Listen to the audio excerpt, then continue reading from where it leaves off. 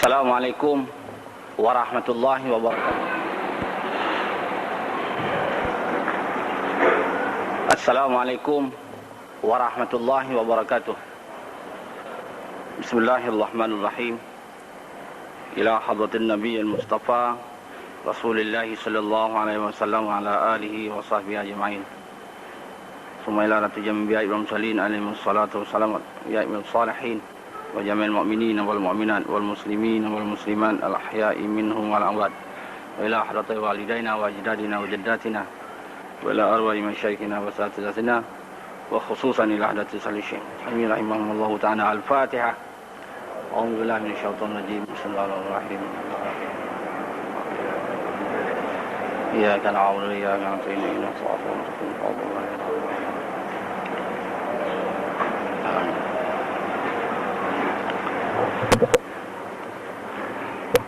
Alhamdulillah, nahmaduhu wa nasta'inuhu wa nastaghfiruh wa na'udzu billahi min syururi anfusina wa sayyiati a'malina. Man yahdihillahu fala mudhillalah wa man yudlilhu fala hadiyalah. Wassalatu wassalamu ala Rasulillah.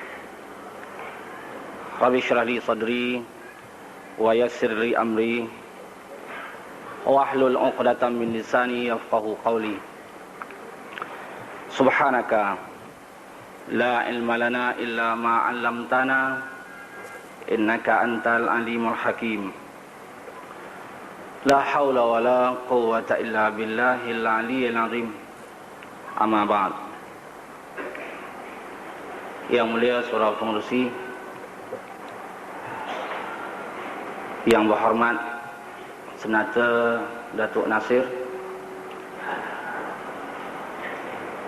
yang berbahagia Nakib Yayasan Arkam Negeri Melaka, yang berbahagia Ustaz Abdul Aziz, yang berbahagia Al-Fadil Ustaz Awal, yang berbahagia para alim ulama, tuan-tuan guru, ustaz-ustaz dan para pemimpin masyarakat Islam setempat. Seterusnya saudara-saudari, seluruh para hadirin yang dihormati sekalian. Syukur alhamdulillah kita panjatkan kepada Allah Subhanahu wa taala kerana dengan izinnya, dengan hidayahnya, dengan inayahnya, kita pada malam ini dapat berhimpun di Dewan Hang Tuah ini. Maka dengan itu kita dapat bertemu muka di antara satu sama lain. Kita dapat bersilaturahim.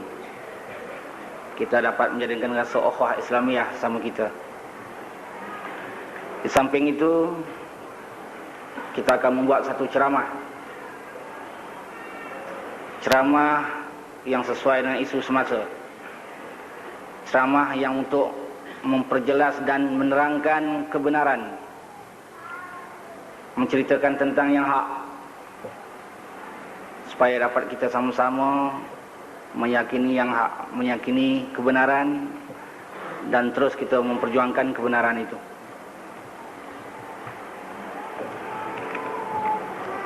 Moga-moga majlis kita pada malam ini ataupun pertemuan kita pada malam ini pertemuan yang akan membawa kasih sayang di antara satu sama lain.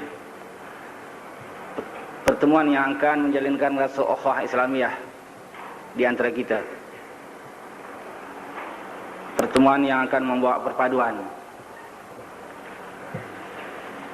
Dan juga pertemuan yang akan dapat sedikit sebanyak pengetahuan tentang apa yang ada dalam ajaran Islam, terutama tentang pengetahuan berhubung dengan mazhab Syiah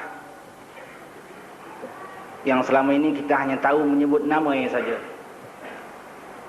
Bahkan waktu kita mengaji dulu di surau-surau, di masjid-masjid ataupun di pondok-pondok, tutup guru pun ada menyebut tentang Syiah. Syiah itu terkeluar daripada Ahlus Sunnah wal Jamaah. dia menyalahi Al-Quran dan Sunnah. Cuma sekadar begitu saja, tetapi tidak diceritakan konsepnya, tidak diceritakan pegangannya, tidak diceritakan akidahnya, dan diceritakan tentang bagaimana cara mereka beribadah. Tapi bagaimanapun secara umum, guru kita dulu menceritakan kepada kita Syiah ini adalah salah. Jadi tentang Syiah ini kita akan perkatakan pada malam ini, dan moga-moga kita akan dapat pengetahuan baru. Dan moga-moga kita faham apa yang sebenarnya Syiah itu, bagaimana pegangannya. Adakah sesuai dengan Al-Quran dan Sunnah, ataupun adakah sesuai dengan pegangan Al-Sunnah wal Jamaah. Moga-moga Allah berkati majlis kita pada malam ini, dan moga-moga kita akan dapat manfaat bersama. Saudara-saudari yang dihormati sekalian, di zaman Rasulullah SAW dikatakan zaman nubuah, zaman rahmah, zaman ukhuwah, zaman barakah, zaman sebaik-baik ummah, zaman keemasan dan zaman kegemilangan, juga zaman ilmu dan zaman amal. Tapi oleh kerana kita ini sudah jauh daripada Rasulullah, lebih kurang 1400 tahun, dan kita telah juga jauh daripada para sahabat ridwanullah alaihim, dan juga kita telah jauh daripada tabi'in, tabi'in, dan telah jauh daripada umum salafus salih. Maka zaman kita ini dikatakan ialah zaman fitnah, zaman umat Islam pecah belah, zaman perbalahan, zaman umat Islam kalah di mana-mana, zaman kemururan, zaman kehinaan, zaman kejahilan, dan zaman tidak beramal.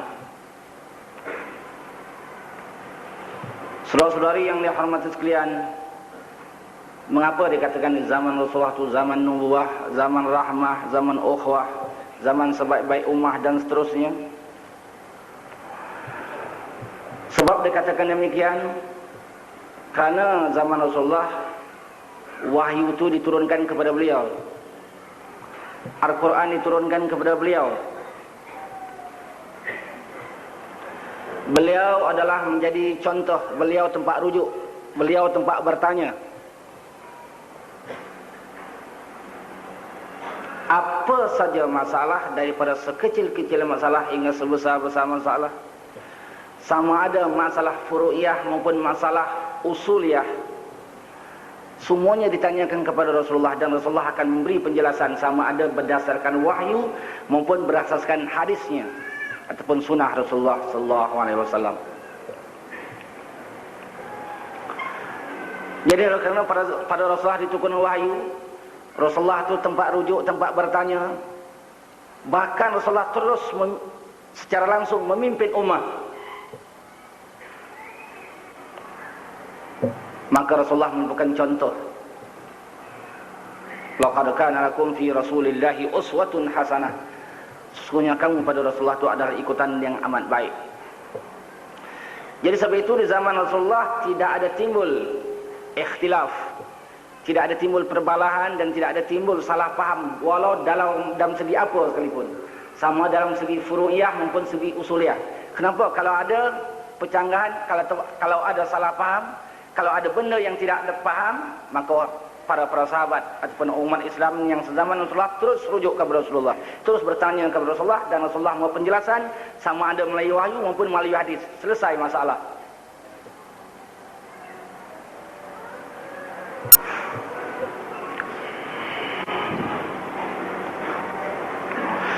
Tetapi kita sudah ditinggalkan oleh Rasulullah lebih 1400 tahun. Kita sudah jauh daripada para sahabat, sudah jauh daripada tabi'in, sudah jauh daripada salafus salih. Individu Rasulullah sudah tidak ada di zaman kita. Yang ada hanya ajarannya, yaitu Al-Quran. Yang ada hanya pentafsiran Al-Quran itu, yaitu sunnah Rasulullah ataupun hadis Nabi sallallahu alaihi wasallam. Yang merupakan ilmiah, yang merupakan ilmu pengetahuan, yang merupakan teori, bukan amali. Jadi kalau oleh yang demikian, oleh kerana kita sudah jauh daripada Rasulullah, manusia beramal main agak-agak lagi, main andai-andai. Lebih-lebih Quran dah kita payah nak faham. Lebih-lebih lagi hadis Nabi atau sunnah Rasulullah bukan menjadi pengetahuan kita. Kalau belajar pun 2-3 lengkok. Kita tak kaji betul-betul hadis Bukhari, dan kita tak kaji betul-betul hadis Muslim, dan kita tak kaji lagi Sunan Sittah, hadis-hadis yang lain. Kecuali mendengar 2-3 butir, 2-3 hadis daripada mulut guru-guru kita, sekadar itu saja. Memperdalami ilmu hadis tak ada pada kita. Memperdalami ilmu Al-Quran tidak ada pada kita. Jadi tidak heranlah kita di zaman ini, umat Islam seluruh dunia telah timbul perpecahan, telah timbul ikhtilaf, telah timbul perbalahan. Sama ada di bidang furu'iyah, perkara-perkara cabang, perkara-perkara ranting, maupun di bidang usuliyah, perkara dasar, perkara pokok. Dan perpecahan yang berlaku di akhir zaman, ataupun ikhtilaf dan perbalahan yang berlaku di kalangan umat Islam di akhir zaman, memang sudah ditilah oleh Rasulullah sallallahu alaihi wasallam. Memang telah disabdakan oleh Rasulullah sallallahu alaihi wasallam masa beliau masih hidup lagi.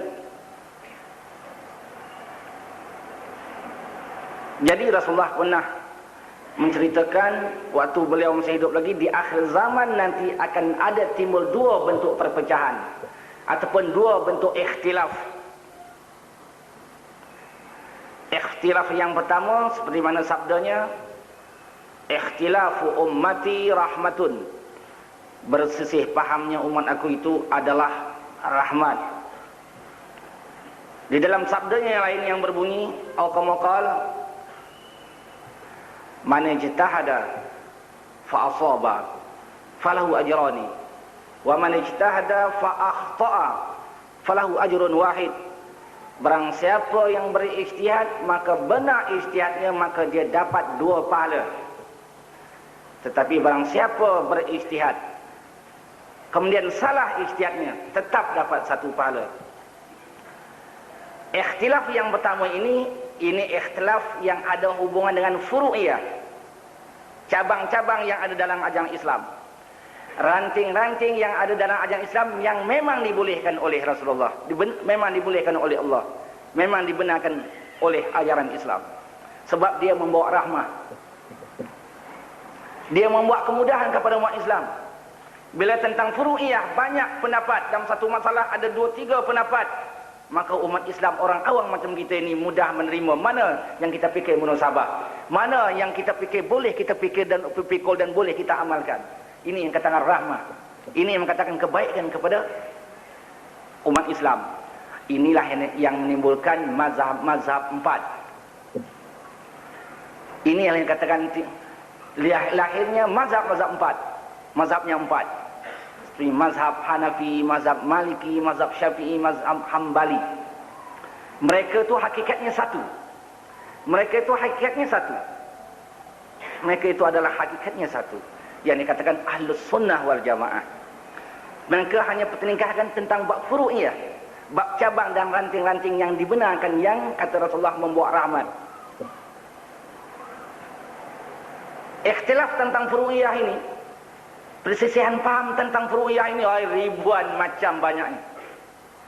Terjadi dalam ibadah, terjadi dalam muamalah, terjadi di dalam munakahah, terjadi di dalam jinayah, terjadi dalam soal-soal masyarakat, terjadi dalam soal-soal jual beli, dan lain-lain. Saya datangkan beberapa contoh umpamanya yang dikatakan ikhtilaf furu'iyah itu, yang dibenarkan, yang dibolehkan, yang membuat rahmah itu, yang membuat rahmah itu. Seperti dalam mazhab Syafi'i, ketika berwuduk, sekadar wajib itu sekadar sebahagian kepala, menyapu sebahagian daripada kepala, cukup sebahagian kepala, bahkan 1 utas rambut pun cukup, sah wuduknya. Tetapi bagi mazhab lain, seperti mazhab Hanafi umpamanya, ketika berwuduk wajib semua sekali kepala, semua kawasan kepala.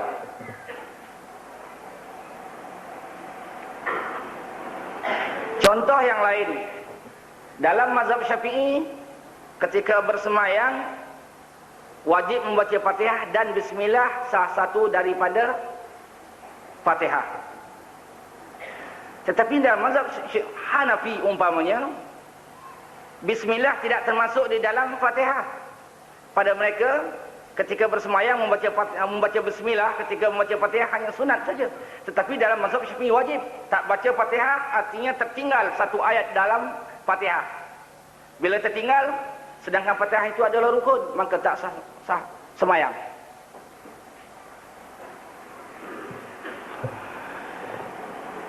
Contoh yang lain umpamanya tentang furu'iyah ni, yang dibenarkan, yang dibolehkan, tak salah. Tentang batal wuduk umpamanya contoh. Imam Syafi'i, dalam mazhab Syafi'i, kalau seorang lelaki itu menyentuh perempuan yang bukan muhramnya ataupun bukan muhrimnya tanpa berlapik, batal wuduk.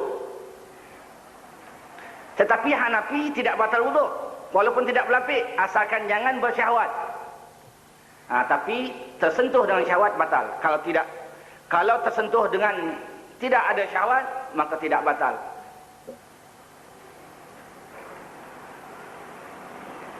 Dalam mazhab Hanafi umpamanya makan ketam, udang, makan kerang, pada mereka haram.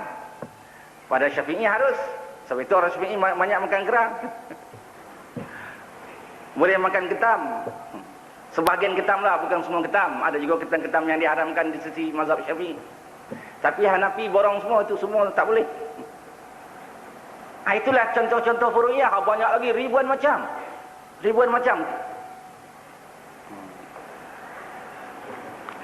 Kemudian Rasulullah pada masa hidupnya menceritakan juga akan berlaku nanti satu perpecahan, satu perbalahan yang telah mengenai usuliyah, yang telah mengenai dasar, yang telah melanggar pokok-pokok dalam ajaran Islam.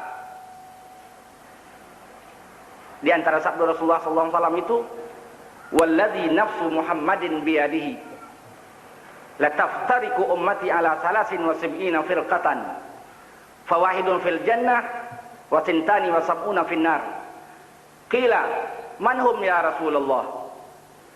Qala, "Ahlus sunnah wal jamaah." Rawahu Tabrani. Makna yang lebih kurang, demi Tuhan yang diri aku, demi Tuhan yang diri Muhammad di dalam kekuasaannya, sesungguhnya akan berpecah belahlah umat aku kepada 73 puak.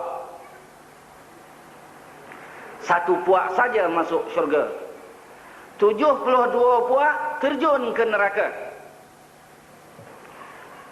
Manakala Rasulullah berkata demikian didengar oleh para sahabat, ada sahabat yang bertanya, "Qila, man hum ya Rasulullah?" Siapakah mereka itu wahai Rasulullah? Yaitu mereka yang selamat itu. Rasulullah memberi jawaban, Ahlus sunnah wal jamaah. Yang selamat daripada neraka, yaitulah Ahlus sunnah wal jamaah. Dengan kata-kata yang lain, orang yang berpegang dengan Al-Quran dan Sunnah, orang yang berpegang dengan ajaran Rasulullah dan ajaran para sahabat. Hadis ini diriwayatkan oleh Tabrani. Jadi perpecahan yang kedua ini tidak dibenarkan, tidak dibolehkan, tetapi dia berlaku sebab Rasulullah telah berkata waktu masa hidupnya lagi. Sedangkan Rasulullah itu dikatakan Shadiqul Masduq, yang benar lagi dibenarkan kata-katanya. Bila Rasulullah telah berkata dan manakala Rasulullah telah bersabda, pasti berlaku dan telah berlaku sekarang. Pasti terjadi dan telah terjadi sekarang. Jadi perpecahan yang membawa kepada 73 perkah ini, perpecahan bukan furu'iyah tetapi usuliyah, yang dia telah melanggar dasar, yang tidak dibenarkan, yang tidak dibolehkan, haram hukumnya, tetapi berlaku juga. Maka 73 puak itu telah wujud di zaman kita ini. Kalau tidak ada di Malaysia, ada di Indonesia. Kalau tidak ada di Indonesia, ada di Iran. Kalau tak ada di Iran, ada di Pakistan. Kalau tak ada di Pakistan, semuanya sekali ada umpamanya di tempat-tempat lain.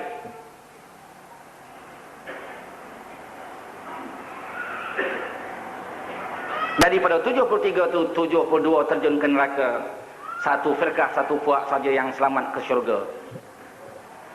Di antara puak-puak ini, perpecahan yang mengenai usuliyah ini, di antaranya seperti Khawarij, Syiah, Mu'tazilah, Qadariyah, Jabariyah, Najariyah, Jahmiyah, Mujassimah, Musyabihah dan lain-lain lagi. Kalau kita kira nanti semuanya akan dapat 73 semuanya.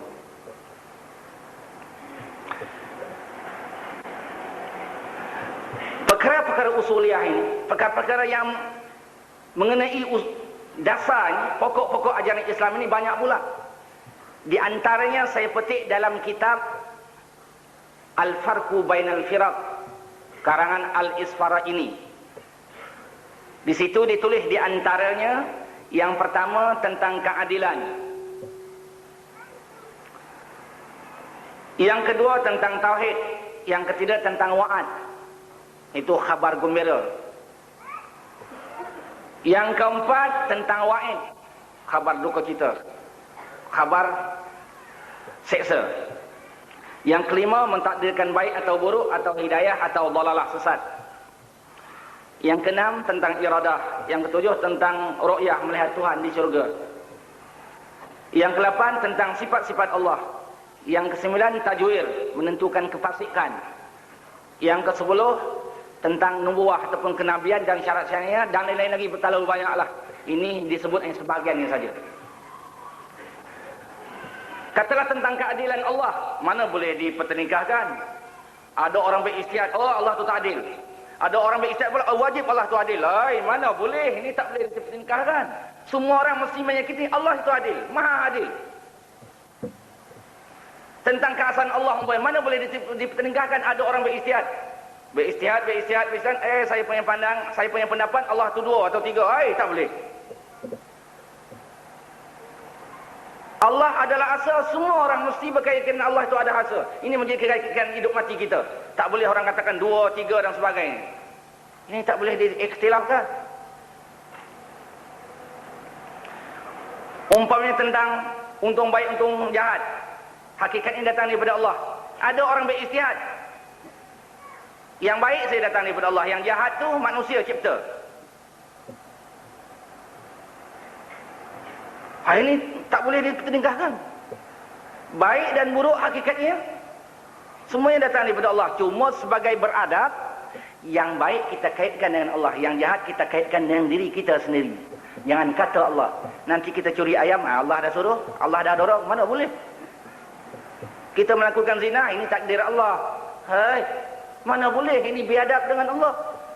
Soal hakikat memanglah, tapi segi lahirnya kena kita mengaku salah.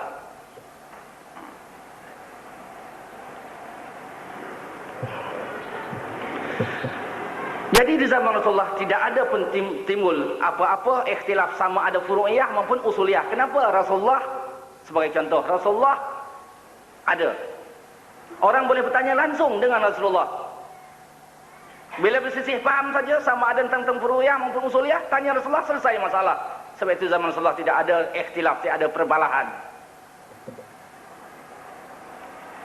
Yang timbul ikhtilaf ini di zaman kita, sama ada furu'iyah maupun usuliyah. Tetapi furu'iyah ini dibenarkan, dia membawa rahmat.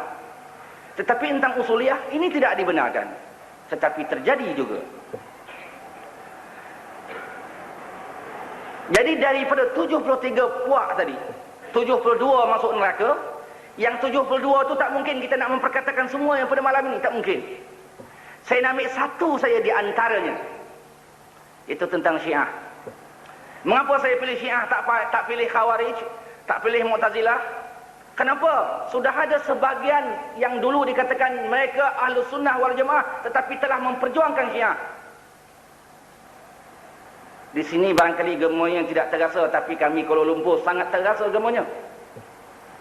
Setengahnya sesui telah menerima, setengah pensyarah-pensyarah You mesti telah menerima kempen syarah pergandakan kepada orang ramai. Setengah tu dah tukar betul. Mula-mula kita dengar dia membuat hujah, kita hanya selepas Khomeini menang dan orang-orang yang menang menjatuhkan kerajaan, kemudian semangat Khomeini dan orang-orang ini ataupun semangat Iran ini dibawa kemari. Jadi pernah kita berbincang, mana boleh kita bawa semangat itu kemari. Mereka berkata, kita hanya menerima kaedahnya saja. Kita hanya menerima revolusinya saja. Kita hanya menerima saurahnya saja. Kita tidak menerima akidahnya. Kita tak menerima ibadahnya. Pegangan mereka kita tak terima.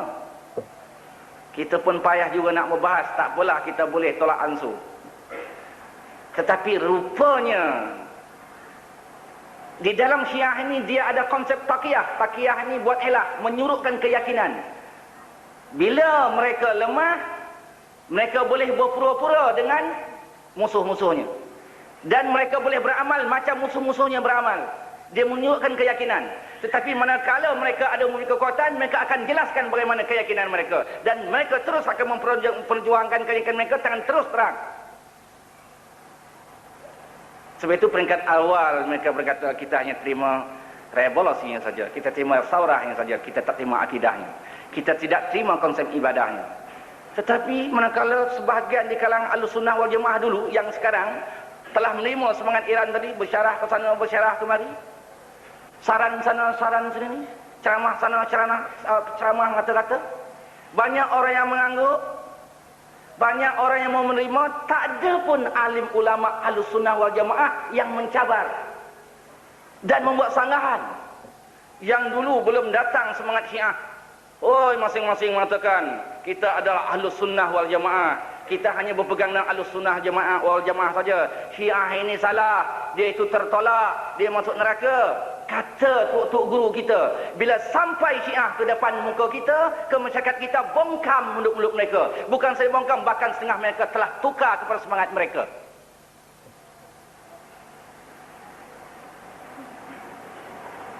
Bila tak ada yang mencabar, selangkah lagi dia ke depan. Mula-mula dia kata, kita terima revolusi yang saya, sarah yang saya. Sekarang kalau di Kuala Lumpur, di wilayah, mereka sudah mula menyanggah sahabat. Mereka telah menghina sahabat. Sayyidina Muawiyah adalah tagut dan kerajaan Muawiyah adalah kerajaan tagut, kata dia. Tak ada orang cabar, dia selangkah lagi. Khulafaur Rasyidin yang 3, mereka memerintah, mereka menjadi khalifah, tidak ikut syar'i, tidak mengikut syariat. Mereka ada perompak dan perampas jawatan Ahlul Bait. Mana boleh kita biarkan ini? Ini sudah melampau. Kemudian mereka mengatakan, hadis Bukhari itu harus kita kaji semula. Jangan-jangan ada yang palsu, jangan-jangan ada yang maudhu'. Kemudian mereka meragu-ragukan tentang Sayyidina Abu Hurairah. Mengapa Abu Hurairah terlalu banyak membawa hadis? Mengapa Abu Hurairah terlalu banyak meriwayatkan hadis, lebih 5,000 hadis? Seolah-olahnya Abu Hurairah banyak membawa hadis, seolah mereka membawa hadis maudhu'. Nampak itu, dia sudah meragu-ragukan kita terhadap sahabat. Akhirnya kita dengar pula terang-terangan macam malam ini bersyarah. Saya tak mau sebut orangnya. Satu ketika nanti kita akan sebut bila terpaksa. Kita tak mau sebut orangnya. Akhirnya dia bersyarah di satu tempat. Untuk nak menyelesaikan masalah pemuda-pemudi, kita galakkan saja nikah muta'ah. Ini berat. Nikah muta'ah tu tanpa wali, tanpa saksi. Bila bertemu laki-laki perempuan, berjanji untuk seminggu atau untuk 2 minggu, bila dah bersama bayar saja upah. Itulah kata nikah muta'ah. Itu pelacur hakikatnya. Itu zina hakikatnya. Orang melacur kan begitu. Berpakat di antara 2 orang, ampun maaf, untuk semalam ke, untuk sejam ke, untuk 2 hari ke, bayar, lepas tu bayar duit. Tak ada saksi, tak ada wali, samalah. Cuma dia tukar daripada zina kepada muta'ah. Tai ayam tu katakan dodol, tai ayam juga. Tai ayam tu katakan biskut, tai ayam juga. Mana boleh istilah bila dirubah, berubah pula hakikat. Ubah macam mana nama, molok-molok, cantik-cantik nama sekalipun. Kalau tai ayam, hakikatnya tai ayam juga. Kalau benda tu zina, zina juga walaupun disebut mut'ah. Jadi sebab itulah saudara-saudari yang sekalian, saya nak pilih Syiah je malam ni. Dan Syiah tu dia terpecah kepada 20 firqah ataupun 22 mazhab. 22 firqah. Saya nak ambil Syiah Imamiyah. Saya nak memperkatakan Syiah Isna Asyariyah. Ataupun yang dikatakan Ja'fariyah yang berkuasa di Iran sekarang ni. Saya nak sebut lagi. Saya nak memperkatakan tentang Syiah Imamiyah yang berkuasa di Iran. Ataupun dipanggil dengan Isna Asyariyah. Ataupun dipanggil dengan Ja'fariyah. Ataupun Rafidhi. Sebab ada orang membawa faham ataupun sekurang-kurang semangat Syiah yang di Iran sekarang ke negeri kita, menganggap Syiah Isna Asyariyah atau Imamiyah itu dia sederhana, pegangnya lebih kurang macam Ahlussunnah wal Jamaah juga. Dia tidak hulat, dia tidak melampau, dia tidak ekstrim. Ialah kalau orang tak baca boleh kata demikian, ataupun bercerita dengan orang yang tak faham boleh kita katakan kelentong. Tetapi kalau kita study sedikit tentang kitab-kitab Syiah, kita akan lihat nanti Syiah Imamiyah ini adalah karut. Dan sebab itu saya sendiri telah mengeluarkan sebuah buku bertajuk Bahaya Syiah. Hasil saya lihat waktu saya pergi Iran 11 hari. Hasil saya kaji melalui dalam buku Ahlussunnah wal Jamaah dan buku mereka. Saya referen, saya jadikan merajuk 10 kitab Syiah. Di antaranya Usul Kafi. Kitab hadis sahih mereka. Sebahagian apa yang saya tulis itu yang saya nak buat pada malam ini. Jadi kita nak menceritakan tentang Syiah Imamiyah. Syiah Isna Asyariyah yang berkuasa di Iran ini, saudara yang dihormati sekalian.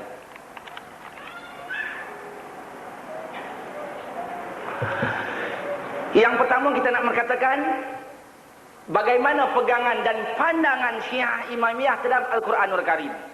Sama atau tidak Quran mereka dan Quran kita? Adakah mereka terima Quran kita? Adakah mereka memiliki Quran tersendiri? Yang sebenarnya saudari yang dihormati sekalian, kalau kita baca Syiah Imamiyah ini dalam kitab mereka, mereka ada mempunyai Quran sendiri. Mereka tak terima Quran Mushaf Utsmani ini. Quran yang kita pegang ini dikatakan Quran Mushaf Utsman ataupun Utsmani. Sebab disusun di zaman pemerintahan Sayyidina Utsman bin Affan lagi. Kemudian ijma' sahabat, ijma' ulama yang kemudian terima ini sebagai Quran yang benar-benar pure, yang jati, yang hakiki, yang dah tidak tukuk tambahnya. Mengandungi 6.666 ayat. Sedangkan Syiah Imamiyah menganggap Quran mereka mengandungi 17.000 ayat. Mereka ada Quran sendiri. Kenapa? Selepas Rasulullah, Siti Fatimah pun dapat wahyu kepada mereka. Wahyu yang sampai kepada Siti Fatimah itu dianggap Mushaf Fatimah, Quran Siti Fatimah. Dan Sayyidina Ali juga dapat wahyu. Wahyu yang sampai kepada Sayyidina Ali juga jadi Al-Quran dan menjadi pegangan mereka. Cuma kalau mereka tak pegang di depan kita, itu mereka ada konsep taqiyah. Mereka pegang juga Quran kita hanya pura-pura dan hilah saja. Ini saya cerita ni dalam kitab mereka.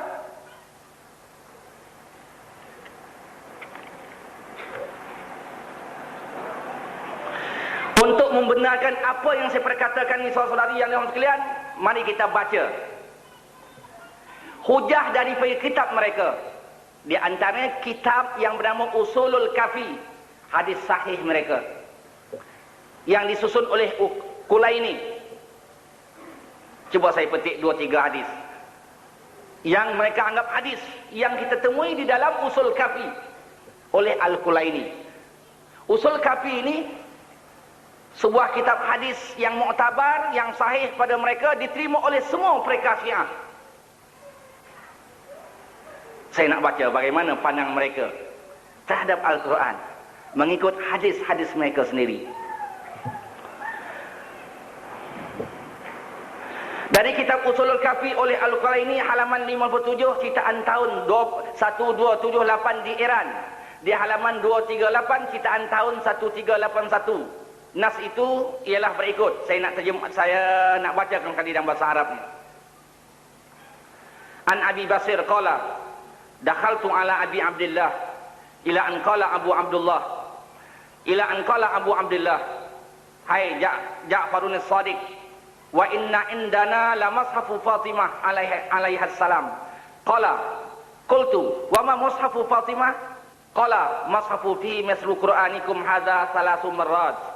Wallahi ma fi min Qur'anikum harfun wahid.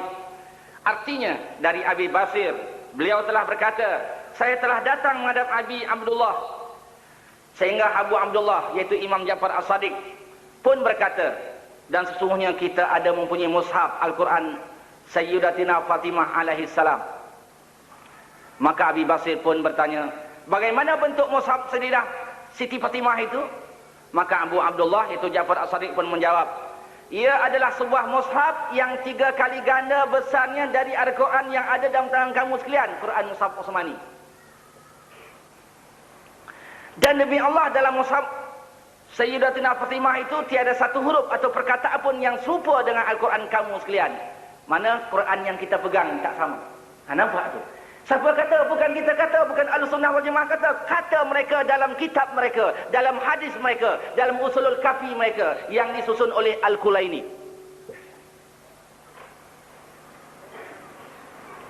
Di muka surat 54 Usulul Kafi juga oleh Al-Qulaini, ciptakan tahun 1278 di Iran.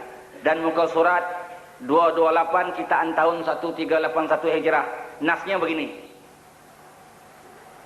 An Jabirin al-Ja'fi qala sami'tu Aba Ja'far alaihi salam yaqul madda'a ahadun minan nasi annahu jama'al Qur'ana kullah kama unzila illa kadzdzab wa ma jama'ahu wa hafizahu kama unzila illa Ali bin Abi Thalib wal a'immata min ba'dih. Dari Jabir al-Ja'fi, beliau berkata, saya telah mendengar Abu Ja'far alaihi salam berkata, tiada seorang manusia yang mendakwa bahawa dia telah mengumpulkan Al-Quran seluruhnya seperti ia telah diturunkan oleh Allah Subhanahu Wa Taala, melainkan dia adalah pendusta. Sebab tiada seorang pun yang dapat mengumpulkan Al-Quran itu dan juga menghafalnya seperti mana ia telah diturunkan, melainkan Sayyidina Ali bin Abi Thalib dan imam-imam selepasnya. Dia menolak Quran kita. Dia tak percaya Ahlussunnah wal Jamaah boleh menghimpunkan Al-Quran. Quran itu hanya boleh dihimpunkan oleh Sayyidina Ali saja dan imam-imam selepas Sayyidina Ali. Nampak?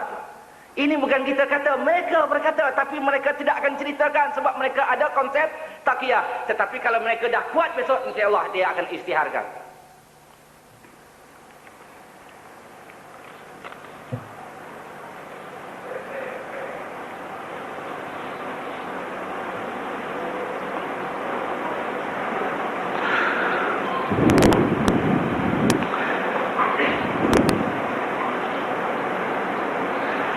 Kita baca lagi bagaimana hadis mereka berkata. Dalam kitab Syiah Usulul Kafi jilid 1 muka surat 134 terdapat hadis mereka yang bunyi seperti berikut. Ali bin Ibrahim an abihi an Ismail bin Mirar qala katabal Hasan bin al-Abbas al-Ma'rufi ila Ridha alaihi salam ju'iltu fidaka akhbirni mal farqu bainar rasuli wan nabi wal imam qala fakataba aw qala al farqu bainar rasuli wan nabi wal imam anna ar-rasul alladhi yanzilu alaihi Jibrailu fayarahu wa yasma'u kalamah wa yanzilu alaihi al-wahyu wa rubbama ra'a fi manamihi nahwa ru'ya Ibrahim alaihi salam wan nabi rubbama sami'a al-kalama wa rubbama ra'a asy-syakhsa wa lam yasma' wal imamu huwa alladhi yasma'u al-kalama wa la yara asy-syakhsa. Maknanya Ali bin Ibrahim daripada bapanya, daripada Ismail bin Mirar, dia pernah berkata, telah menulis Al-Hasan bin Al-Abbas Al-Ma'rufi pada Ar-Ridha alaihi salam, aku telah jadi tebusanmu. ceritakan kepada aku, apakah perbezaan di antara Rasul, Nabi dan Imam? Dia telah berkata, maka dia telah menulis atau telah berkata, perbezaan antara Rasul, Nabi dan Imam, bahawa Rasul yang turun di atasnya Jibril, maka dia melihat akannya dan dia mendengar perkataannya, dan turun ke atasnya wahyu. Kadang-kadang dia melihat dalam mimpinya seperti mimpi Nabi Ibrahim alaihissalam. Nabi pula ada kalanya dia mendengar perkataan, dan ada kalanya dia melihat tubuhnya, sedangkan ia tidak mendengar. Dan imam dia yang mendengar perkataan tetapi tidak melihat tubuh malaikat. Nampak? Pada mereka bukan saja Rasul, Nabi diturunkan wahyu, imam mereka pun diturunkan wahyu, cuma mendengar perkataan daripada malaikat tetapi tidak melihat malaikat. Siapa kata? Kitab mereka kata. Usulul Kafi mereka berkata. Usul Kafi ini pada kita Sahihul Bukhari.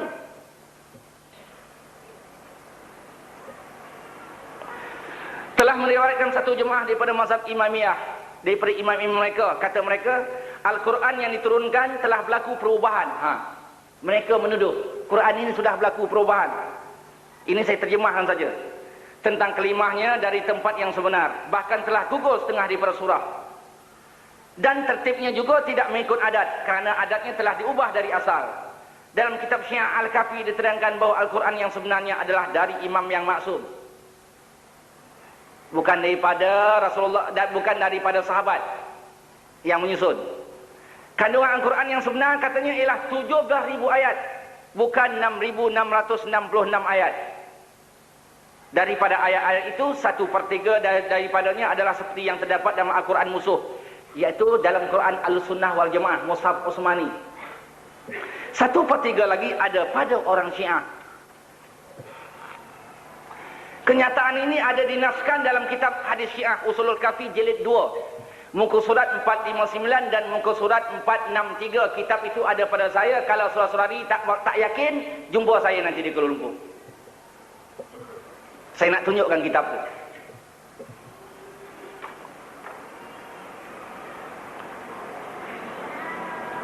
Cukup saya menceritakan bagaimana pandangan Syiah terhadap Al-Quran secara ringkas, berdasarkan nas yang kita dapati dalam kitab mereka, terutama di dalam kitab Usulul Kafi mereka, hadis sahih mereka. Cuba saudara-saudara fikir, apa hukumnya orang menolak Al-Quran yang ada? Dia anggap Al-Quran yang ada ini sudah tak cukup, sudah ditukuk tambah. Siapa tukuk tambah? Para sahabat. Khulafa ar-Rasyidin lah yang menukuk tambah. Dalam kitab-kitab yang lain yang katakan, Sina Osman, Sina Abu Bakar, Sina Umar, Sina Osman ni mengubah Al-Quran kerana gila pangkat, kerana nakkan jawatan. Ada di antara ayat-ayat ini sengaja dibuang kerana inginkan memerintah. Nampak?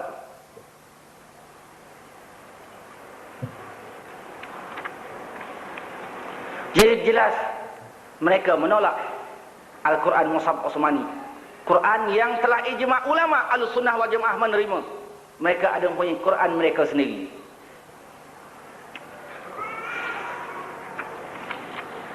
Saudara-saudari yang dirahmati sekalian, kemudian mari kita meninjau pula bagaimana pandangan mereka terhadap hadis. Bagaimana pandangan mereka terhadap hadis? Seluruh puak Syiah, termasuk Syiah Imamiyah, tolak semua kitab-kitab hadis yang diterima oleh Ahlussunnah wal Jamaah. Sunan Sittah mereka tolak terus, termasuk hadis Bukhari mereka tolak. Mereka ada hadis mereka sendiri, mereka ada kitab hadis mereka sendiri yang saya katakan tadi, Usulul Kafi, yang disusun oleh Al-Kulaini. Di dalamnya mengandungi 16,000 hadis. Ada 8 jilid. Pada saya hanya ada 2 jilid, 1 dan 2.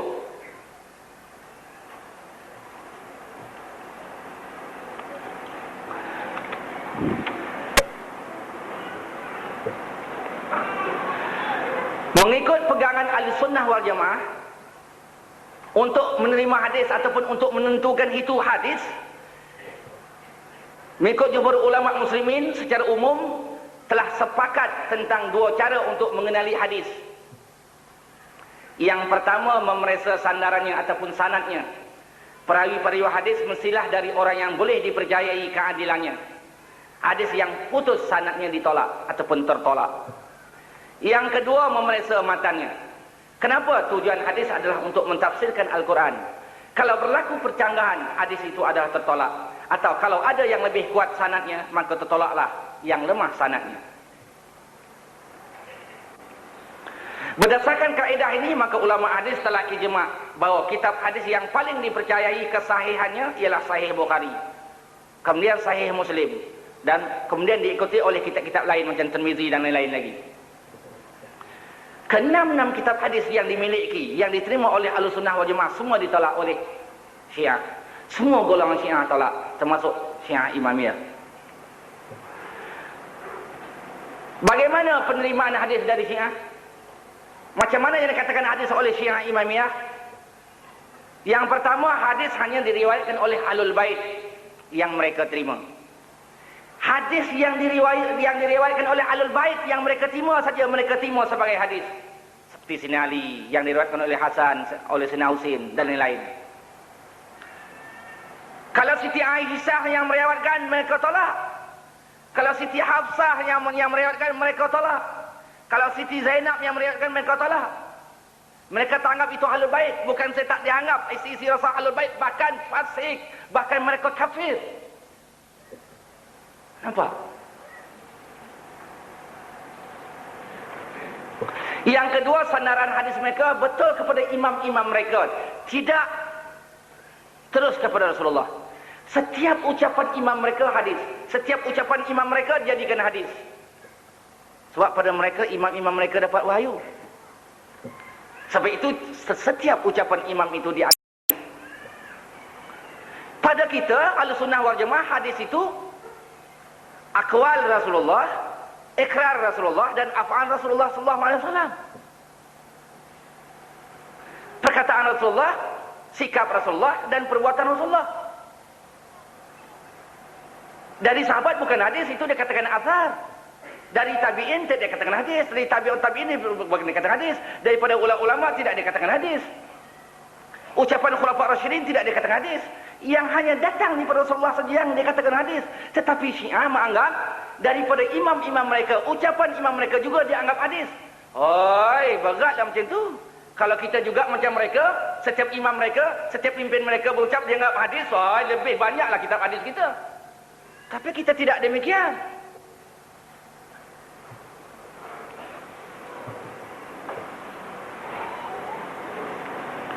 Jadi hadis mereka yang paling sahih ialah Usulul Kafi.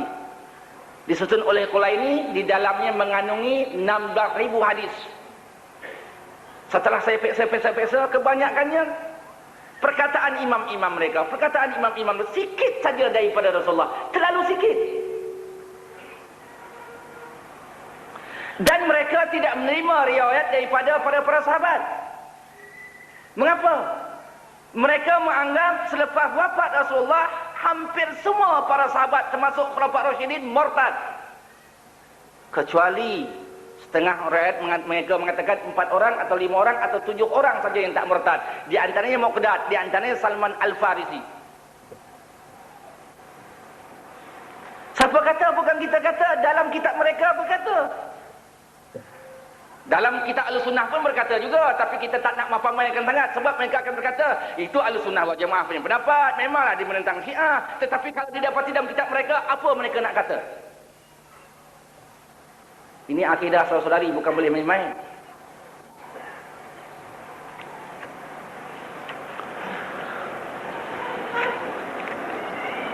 Untuk membuktikan ucapan-ucapan imam mereka dianggap hadis, saya nak baca beberapa hadis mereka. Saya nak membaca beberapa hadis-hadis mereka yang pada mereka dianggap hadis, pada kita ini maudhu', hadis rekaan. Pada kita ucapan Sayyidina Ali bukan hadis, ucapan Sayyidina Hasan dan Sayyidina Husain bukan hadis, ucapan Zainul Abidin ini bukan hadis, Ja'far As-Sadiq bukan hadis. Cuba saya baca beberapa hadis mereka. Bila saya baca nanti jelas hadis itu daripada mulut imam mereka, tidak sampai kepada Rasulullah. Di antaranya Contoh hadis-hadis mereka. Dan Usulul Kafi muka surat 135. Siapa ada kitab tu rujuk nanti balik. Kalau tak ada jumpa saya. Boleh jadi saya berbohong? Bunyi hadisnya begini. Al-Husainu Muhammad an Ma'la bin Muhammad an Al-Hasan bin Ali Al-Wasya' qala sami'tu Ridha alaihi salam yaqul. Ar-Ridha ni seorang pemimpin mereka, imam mereka. Sami'tu Ridha alaihi salam yaqul inna Aba Abdullah alaihi salam qala innal hujjata la taqumu lillahi azza wa jalla ala khalqihi illa bi imamin hatta ya'rifa. Artinya Al-Husain bin Muhammad daripada Ma'la bin Muhammad daripada Hasan bin Ali Al-Wasya', dia telah berkata, aku pernah mendengar Ar-Ridha, salah seorang imam mereka alaihi salam berkata, sesungguhnya hujah itu tidak akan berdiri bagi Allah Azza wa Jalla ke atas hambanya melainkan dengan imam sehingga dikenalinya. Mana kata Rasulullah? Mana bersambung kepada Rasulullah? Mana kata Rasulullah? Kalau Rasulullah SAW tak ada. Imam mereka berkata. Dan Usulul Kafi muka surat 135 jilid 1. Muka surat 135 ya. Jilid 1 juga muka surat 138. Mari kita dengar lagi hadis mereka, bukan hadis kita. Al-Husainu an Ma'la an Al-Hasan bin Ali an Ahmad bin Ais an abihi an ibni Hazinah qala haddatsana ghairu wahidin an adihima alaihi salam annahu qala la yakunul abdu mu'minan hatta ya'rifallaha wa rasulahu wa la immata kullahum wa imama zamanihi wa yaruddu ilaihi wa yusallimu lahu thumma qala kaifa ya'riful akhirah wa huwa yajhalul awwal. Artinya Al-Husain daripada Ma'la, daripada Hasan bin Ali, daripada Ahmad bin Ais, daripada bapanya, daripada anak Azinah, dia pernah berkata, telah menceritakan akan kami, bukan seorang daripada seorang dari keduanya alaihi salam, bahwasanya dia pernah berkata, tidak akan ada hamba itu mukmin hingga ia mengenal Allah dan Rasulnya dan sekalian imam-imam mereka dan imam di masanya, imam Syiah, dan mengembalikan kepadanya dan menyerahkan kepadanya. Kemudian dia berkata, bagaimana dia mengenal yang akhir sedangkan dia jahil yang awal? Artinya bagaimana seseorang nak mengenal imam dia yang akhir, yang ke-12, kalau dia tak kenal Sina Ali? Mana kata Rasulullah kan? Mana kata Rasulullah berkata? Tak ada sebut kalau Rasulullah sallallahu alaihi wasallam, tak ada. Yang berkata sini siapa? Imam mereka.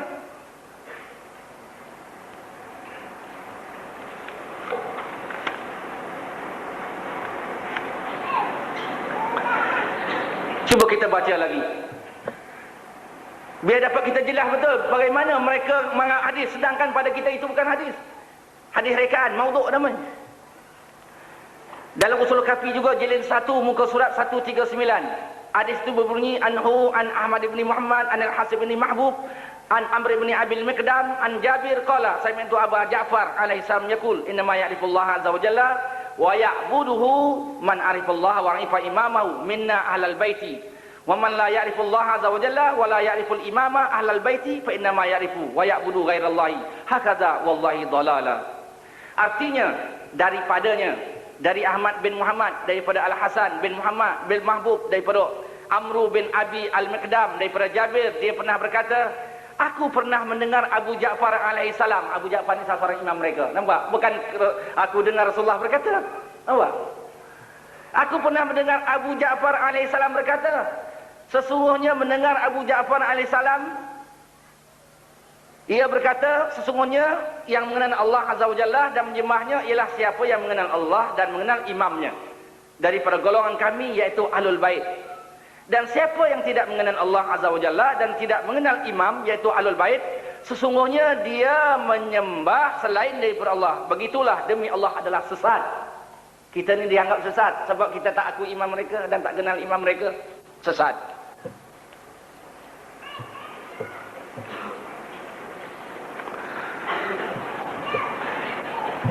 Jadi kalau kita teliti hadis-hadis Syiah, pada kita bukan hadis, pada mereka itu dianggap hadis, maka kita boleh buat khulasahnya begini. Yang pertama, perawi-perawi hadis mereka kebanyakannya tidak dikenali di kalangan Ahlussunnah wal Jamaah. Yang kedua, hadis tersebut sandarnya sampai kepada imam-imam mereka saja dan tidak bersambung kepada Rasulullah sallallahu alaihi wasallam. Jadi setiap hadis yang terputus sanadnya dengan sendiri tertolak. Bukan hadis, tapi mereka kata hadis. Sebab itu pegang mereka ganjil, pelik. Yang ganjil yang pelik ni kita nak bawa sini tak? Kita ada elok dengan Ahlussunnah wal Jamaah. Cuma dia kurang faham. Kerana kita belajar lagi lah. Kurang kita mengamalkan. Kita amal lagi lah. Apa kita nak tukar-tukar? Itu yang kedua. Yang ketiga, hadis-hadis mereka itu benar-benar diucapkan oleh imam-imam mereka. Bukan oleh Rasulullah sallallahu alaihi wasallam. Ini berarti hadis maudhu'. Hadis yang direka-reka oleh mereka. Imam mereka tak salah. Imam mereka tak berkata. Mereka saja menuduh imam mereka berkata. Kita terima Sina Ali, kita terima Sina Hasan, kita terima Sina Husin. Kita terima imam-imam mereka. Mereka ulama-ulama, mereka salih-salih. Mereka tidak membuat, mereka tidak seperti mana pegangan, tidak berpegang seperti mana orang Syiah berpegang, tapi mereka sengaja kait-kaitkan saja imam mereka. Sudahlah berdosa dengan Rasulullah, berdosa pula dengan Sina Ali, berdosa berbohong pula dengan imam-imam mereka. Imam mereka adalah betul dan benar, dan mereka juga berpegang dengan Ahlussunnah wal Jamaah.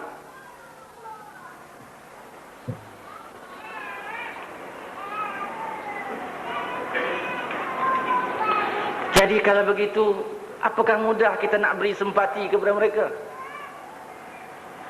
Saurahnya, semangatnya, kaedahnya pun kita tak boleh terima.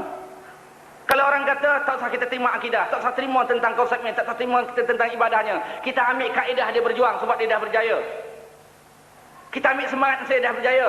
Oh, kalau atas dasar semangat, kita ambil sebab atas semangat mereka dah berjaya, baik kita terima semangat komunis, baik kita terima kaedah komunis. Komunis bukan satu negara saja, berpuluh-puluh negara di dunia sudah jatuh di tangan komunis.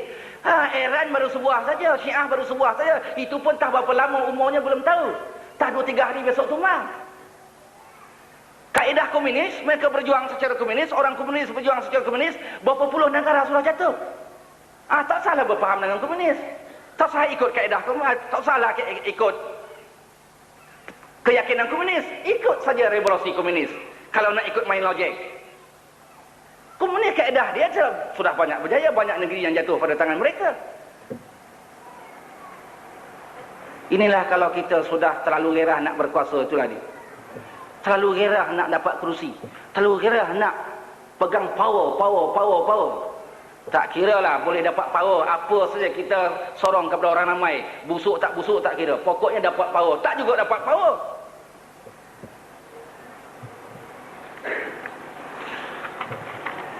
Ringkas. Mari kita lihat pula bagaimana pandangan Syiah Imamiyah terhadap sahabat. Terutama tentang Khulafaur Rasyidin yang 3. Sebab mereka terima Sina Ali, Sina Abu Bakar, Sina Umar, Sina Osman, mereka tak terima.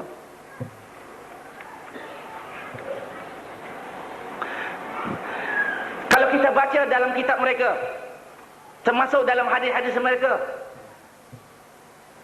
mereka menolak kekhilafahan. Mereka menolak kepimpinan Sina Abu Bakar, Sina Umar dan Sina Osman. Kedua-duanya Sina Abu Bakar dan Sina Umar mereka anggap itu tagut, Fir'aun, Haman dan nifak, kata dalam kitab mereka. Mereka mengatakan kedua-dua orang itu, Sina Abu Bakar dan Sina Umar, adalah musuh pada Nabi yang sangat memberi mudarat kepada Islam. Kenapa? Sina Abu Bakar itu bapa segala kejahatan. Di dalam kitab As-Sab'a Minas Salaf, bukan dalam usul kafi, dalam kitab yang bernama As-Sab'a Minas Salaf, kitab Syiah juga, karangan As-Sayyid Murtada As-Sayyid Muhammad Al-Husaini Al-Firuzabadi, seorang tokoh ulama Syiah. Pengarangnya telah menghina 7 orang sahabat dan menuduh dengan bermacam-macam tuduhan. Mereka yang ke-7 orang itu ialah Abu Bakar, Sina Umar, Osman, Aisyah, Hafsah, Muawiyah dan Khalid bin Walid. Di antara tuduhan mereka secara umum terhadap 7 orang itu, yang pertama, mereka itu jahil tentang ilmu fiqh dan jahil tentang ilmu tafsir. Di dalam kitab As-Sab'a Minas Salaf, bukan dalam usul kafi, dalam kitab yang bernama As-Sab'a Minas Salaf, kitab Syiah juga, karangan As-Sayyid Murtada As-Sayyid Muhammad Al-Husaini Al-Firuzabadi, seorang tokoh ulama Syiah.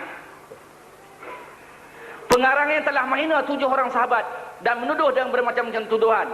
Mereka yang ke-7 orang itu ialah Abu Bakar, Sayyidina Umar, Osman, Aisyah, Hafsah, Muawiyah dan Khalid bin Walid. Di antara tuduhan mereka secara umum terhadap 7 orang itu, yang pertama, mereka itu jahil tentang ilmu fiqh dan jahil tentang ilmu tafsir. Nampak? Yang kedua, dianggap Khulafaur Rasyidin itu merampas harta Ahlul Bait. 7 orang tadi merampas harta Ahlul Bait. Dianggap perompak-perompak. Yang ketiga, Abu Bakar tidak dibenarkan mengiringi dan sembahyang jenazah Siti Fatimah, kata mereka. Yang keempat, Siti Aisyah dianggap jahat, degil dan selalu membangkang Rasulullah. Yang kelima, Sayyidina Khalid pernah mencerobohi isteri orang. Yang keenam, semua mereka ini telah ditipu syaitan dan pembuat bid'ah. Waliyazubillah, la ilaha illallah Muhammadur Rasulullah. Begini punya keyakinan kita terima, boleh kita tukar daripada Ahlussunnah wal Jamaah kepada Syiah? Kalau beginilah pegangan satu golongan, tak boleh beri simpati langsung. Walau suarwahnya, walau semangatnya tak boleh kita terima ni, karut. Kalau kita terima semangatnya, artinya memberi sokongan moral kepada satu golongan yang sudah karut, yang sudah menolak keyakinan Ahlussunnah wal Jamaah, yang sudah terlalu menyeleweng daripada ajaran Al-Quran dan Sunnah Rasulullah sallallahu alaihi wasallam.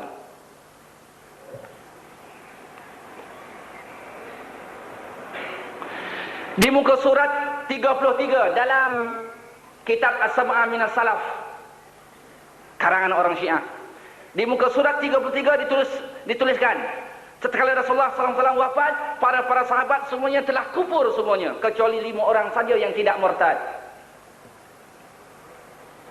Berat ni. Sedangkan dalam mengikut Ahlussunnah wal Jamaah, dah terang orang meninggalkan sembahyang. Tak boleh kita kufurkan lagi. Boleh jadi dia yakin sembahyang itu wajib, cuma dia malas ya. Dah jelas orang meninggalkan sembahyang mengikut dalam mazhab Syafi'i, tak boleh kita kafirkan lagi. Boleh jadi dia yakin tentang sembahyang, dia mewajibkan sembahyang, cuma dia malas. Dia tak boleh lawan nafsu saja. Itu dah jelas orang meninggalkan sembahyang. Ini kafirkan sahabat. Cuba kita fikir.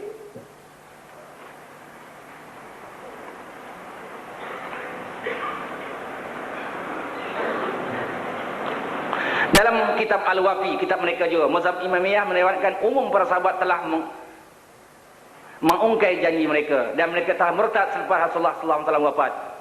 Pengarang kitab itu berkata, hadis ini dilafazkan dengan sanad Abi Ja'far alaihi salam. Imam mereka berkata, mereka kata hadis bahwasanya manusia sahabat telah murtad kecuali 3 orang saja yang tak murtad, iaitu Salman Al-Farisi, Abu Zarin dan Al-Muqdad ataupun Al-Miqdad. Dan setengah pendapat mereka mengatakan termasuk Sayyidina Ammar bin Yasir tak murtad.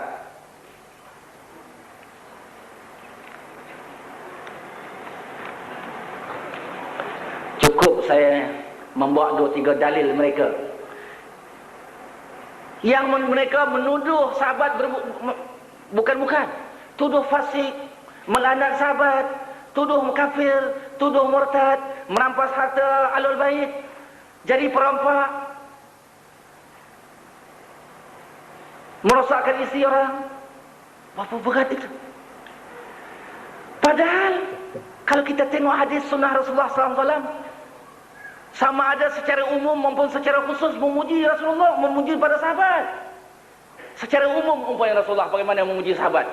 Ashabi kan nujum, idza tadaitum ihtadaitum. Sahabat-sahabat aku itu laksana bintang-bintang di langit. Jika kamu mengikut para sahabatku, kamu akan dapat petunjuk. Dalam hadis yang lain dikatakan, ashabi kan nujum, bi ayyihi muqtadaitum ihtadaitum. Sahabat aku itu semua yang laksana bintang-bintang di langit. Mana seorang di kalangan mereka yang kamu ikut, kamu akan dapat petunjuk. Bagaimana Rasulullah memuji para sahabat secara umum? Secara umum. Secara khusus bagaimana Rasulullah? Bagaimana Rasulullah memuji para sahabat secara khusus?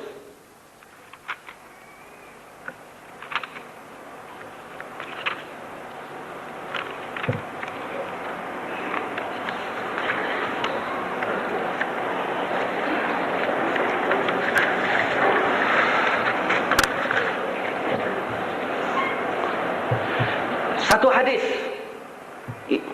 dari Rasulullah yang berbunyi, iqtadu bil ladaini min ba'di Abi Bakr wa Umar.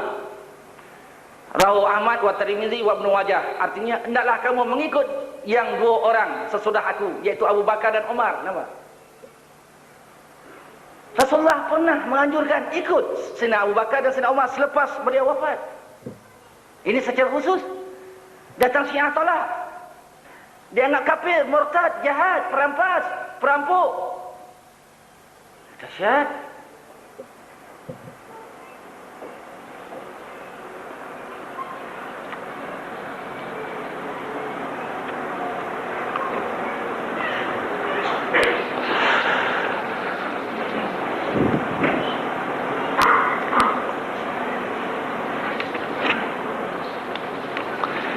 Apa kata Rasulullah lagi? Alaikum bisunnati wa sunnatil khulafair rasyidin al-mahdiyyin min ba'di addu 'alaiha bin nawajis. Rawahu Abu Daud wa Tirmizi. Artinya, wajib bagi kamu berpegang kepada sunnahku dan sunnah khulafaur rasyidin yang diberi petunjuk sesudah aku. Pegang teguhlah dengan gerahammu. Rasulullah menganjurkan supaya mengikut sunnahnya dan sunnah khulafaur rasyidin yang empat-empat, termasuk Sayyidina Ali. Datang Syiah, satu dia diterima, tiga tolak.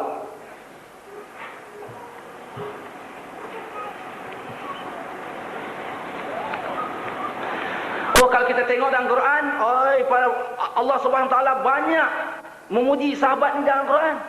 Seperti kuntum khairu ummatin ukhrijat linnas ta'muruna bil ma'ruf wa tanhauna 'anil munkar. Kamu adalah sebaik-baik umat. Allah berkata kepada para sahabat, kuntum khairu ummatin ukhrijat linnas ta'muruna bil ma'ruf wa tanhauna 'anil munkar. Kamu adalah sebaik-baik umat yang dikeluarkan, yang didatangkan ke tengah masyarakat manusia, yang bertugas mengajak manusia membuat kebaikan dan mencegah manusia daripada kemungkaran. Allah memuji. Banyak lagi ayat-ayat. Kalau saya bawa nanti banyak-banyak, tak cukup masa. Ini mungkin barangkali surah 1 jam. Banyak lagi saya nak perkatakan. Termasuk ucapan Khomeini. Cukup sekadar itu. Jadi kalau dah Rasulullah memuji para sahabat, terutama khulafaur rasyidin, Allah memuji para sahabat, datang ada orang kemudian caci sahabat, terutama Syiah, termasuk Syiah Imamiyah. Apa kata Rasulullah orang mencaci sahabat? Apa kata? Apa kata Rasulullah orang yang mencaci sahabat? Cuba kita baca sebuah hadis. Terdapat dalam kitab Al-Sunnah wal Jamaah yang bertajuk Al-Awasimu minal Qawasim oleh Ibnu Arabi, seorang ulama besar Al-Sunnah wal Jamaah. Satu hadis yang diriwayatkan dari Imam Syafi'i, sandarnya kepada Anas bin Malik dan terus kepada Rasulullah.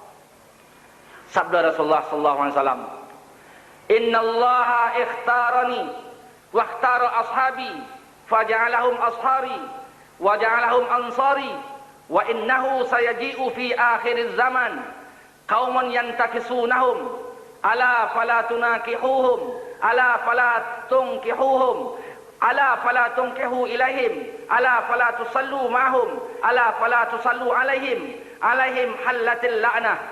Maknanya lebih kurang, sesungguhnya Allah telah memilih aku dan telah memilih sahabat-sahabat aku, lalu dijadikan mereka persembahan aku dan pembantu-pembantu aku. Sesungguhnya akan datang di akhir zaman nanti kelak suatu kaum yang akan merendah-rendahkan mereka para sahabat. Ketahui olehmu, maka jangan kamu mengawini mereka.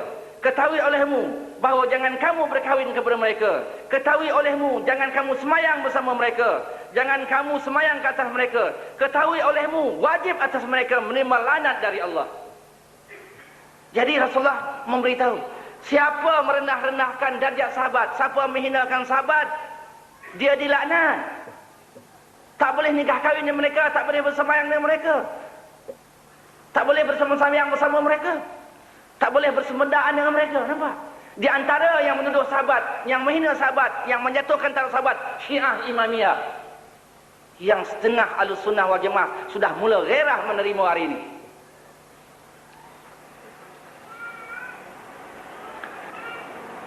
Jadi jelas Syiah Imamiyah tidak terima para sahabat kecuali 4 orang atau 5 orang atau 7 orang. Lain itu dikafirkannya, dimurtadkannya, dianggap fasik, dianggap perompak-perompak.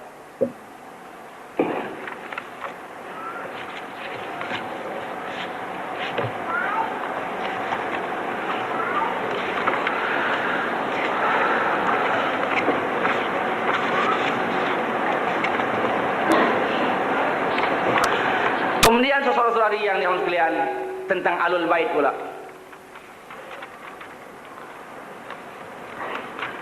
Ahlul Bait itu keluarga Rasulullah, keluarga rumah Rasulullah.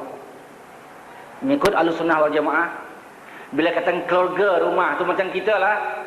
Kalau seorang tu keluarganya, tentulah istrinya, anaknya, pakciknya, pupunya tu masuk keluarga. Jadi bila katakan keluarga Rasulullah, istri-istrinya, anak-anaknya, pakciknya, sepupunya, cucu-cicitnya, itu keluarga. Tetapi Syiah menganggap keluarga Rasulullah itu Rasulullah, Sina Ali dan keturunannya. Istri Rasulullah tak masuk keluarga. Sina Abbas, pakcik Rasulullah tak masuk keluarga. Ibnu Abbas, sepupu Rasulullah tak masuk keluarga. Ini pelik.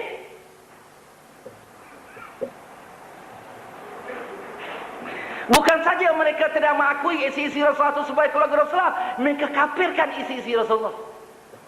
Mereka anggap isi Rasulullah itu jahat, degil.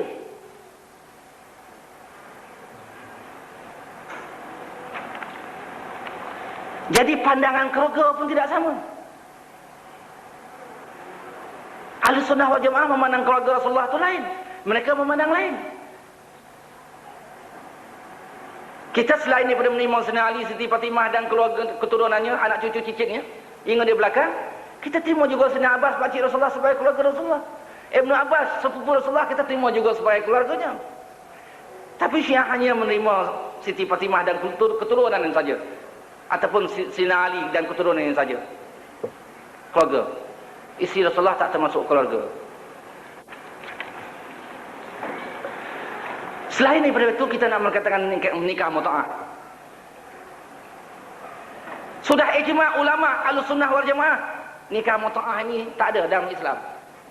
Peringkat awal dulu ada zaman jahiliyah lagi. Zaman mula-mula Islam, kemudian itu dimansuhkan. Sudah ijma' ulama. Tak ada nas Al-Quran membolehkan nikah mut'ah. Dan tak ada nas dalam hadis yang membolehkan nikah mut'ah, kecuali hadis orang Syiah. Nikah mut'ah itu macam mana? Saya dah tadi ceritakan, saya cerita lagi. Nikah mut'ah itu artinya nikah kontrak. Persetujuan di antara seorang lelaki dan perempuan dalam masa seminggu ke, dalam masa sebulan atau 2 tahun atau 3 tahun. Lepas masanya habislah, terungkai dengan sendiri. Tanpa wali, tanpa saksi. Bila telah bersama, bagi dia upah. Selesai. Pada mereka tak ada zina. Itu bukan pelacur. Itu nikah mut'ah. Ini di Iran banyak dilakukan ni. Ada budak-budak kita mengaji di luar negeri pun ada lakukan. Dulu kan ada berita dalam surat khabar, salah seorang ni ada sampai ada anak kan. Ada cerita dalam surat khabar itu. Pasal dia terima ajaran Syiah. Cuba kita baca dalam sikit dalam kitab Syiah tentang mut'ah. Dalam kitab Syiah Tahzibul Ahkam. Kitab ni ada pada saya. Kalau tak percaya nanti jumpa saya nak tunjuk. Dalam kitab Syiah Tahzibul Ahkam jilid 7, muka surat 240 dan 241, dituliskan begini. Dihalalkan farad itu ataupun kemaluan itu dengan 3 sebab. Yang pertama, nikah yang dipusakai, iaitu nikah secara putus. Nikah macam Ahlussunnah wal Jamaah itulah. Yang kedua, nikah yang tidak dipusakai, iaitu mut'ah. Sebab orang nikah mut'ah ni selain daripada yang saya ceritakan tadi, Anaknya, suami tak bertanggungjawab, itu terpulanglah kepada isteri. Dan dia tak wajib memberi nafkah kepada anak. Tak boleh pusaka mempusakai. Itu nikah mut'ah. Itu nikah yang kedua. Nikah yang ketiga, nikah sebab milik, iaitu nikah hamba. Di muka surat 249 dikatakan dalam kitab Tahzibul Ahkamnya, nikah mut'ah itu telah ijma' kaum muslimin. Mengatakan Nabi sallallahu alaihi wasallam telah mengharuskannya, kata mereka, pada waktu tertentu. Tidak ada dalil yang putus yang mencegahnya, menghalangnya atau menjauhinya. Bahkan nikah mut'ah adalah berdasarkan nas Al-Quran, kata mereka. Mereka bawa ayat macam mana?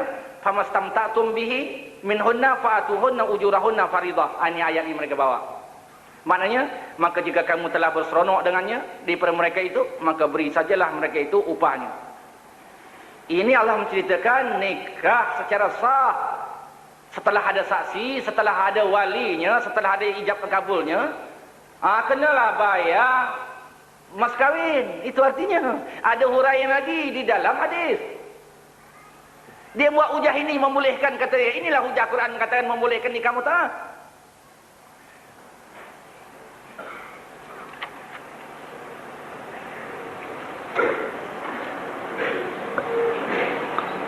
Mari kita baca hadis mereka tentang nikah mut'ah. Seterusnya kitab Syiah yang bertajuk Man la yahdurul faqih. Kitab tu ada dengan saya juga. Juz 3 Babul Mut'ah, muka surat 291. Wa qala Abu Ja'far alaihi salam anna Nabi sallallahu alaihi wasallam wa ali lamma usriya bihi ila sama' qala lahiqani Jibril alaihi salam faqala ya Muhammad innallaha tabaraka wa ta'ala yaqulu inni qad ghafartu lil mutamatti'in min ummatik minan nisa. Hai, hebat betul. Artinya, dan berkata Abu Ja'far alaihissalam, sesungguhnya Nabi telah menselawatkan ke atasnya dan keluarganya tatkala diisrakan ke langit. Telah berkata Jibril alaihissalam telah menemui aku, lantas berkata, wahai Muhammad, sesungguhnya Allah berfirman, sesungguhnya aku telah mengampunkan bagi orang yang kawin mut'ah dari umatmu dari kalangan wanita. Siapa kawin mut'ah, dosanya diampunkan. Sesuai pula dengan selera. Semua orang mau cara mudah macam tu. Kemudian dikaitkan dengan keampunan Tuhan. Hai, jadilah.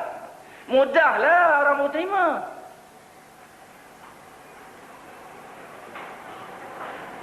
Dalam hadis mereka lagi diriwayatkan, waru ya innal mu'mina la yakmulu hatta yatamatta'a. Artinya diriwayatkan bahwasanya orang mukmin itu tidak sempurna imannya sehingga ia kawin mut'ah. Tak sempurna iman kalau tak kawin mut'ah. Terbayanglah oleh saya berapa banyak sekarang anak-anak kita dah hantar ke kum kan, termasuk anak-anak perempuan. Yang dewasa yang 18 tahun ke atas, insya-Allah balik tu dah takfir dah, insya-Allah. Balik tu insya-Allah dah tak ada fikir lagi, tak dara dah, insya-Allah. Sebab itu keyakinan mereka, tak sempurna iman kalau tak mut'ah, insya-Allah dia mut'ah dulu baru balik. Dah berapa banyak dah ada golongan tertentu hantar ke hukum. Berpuluh-puluh orang hantar ke hukum. Di samping hantar ke Pakistan. Di Pakistan dinamakan sekolah itu Darul Maksumin. Saya selalu pergi Pakistan, dengar benda-benda. Tahu hal ini. Ada setengah hantar anak-anaknya ke Darul Maksumin di Pakistan. Selepas tu baru hantar di Qom. Berapa ketika, berapa bulan yang sudah, setengah dah balik. Setengah tu dah mengaji 7 tahun. Setengah tu dah setahun, setengah tu dah 2 tahun. Tapi ada juga yang sedar, yang datang balik sini, dia tak hantar balik. Dia nampak karun Syiah tu. Alhamdulillah.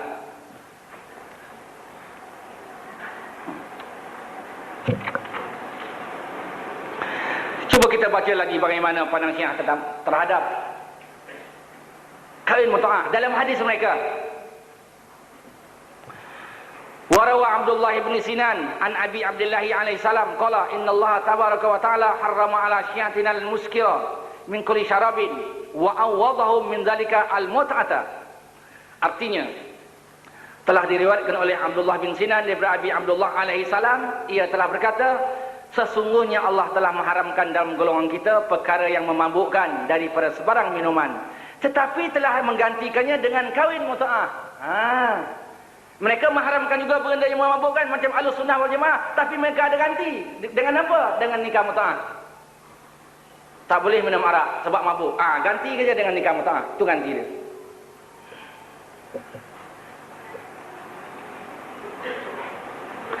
Dalam kitab yang sama di muka surat 256 disebutkan la ba'sa ayyatamatta ar-rajulu bil yahudiyah wan nasraniyah.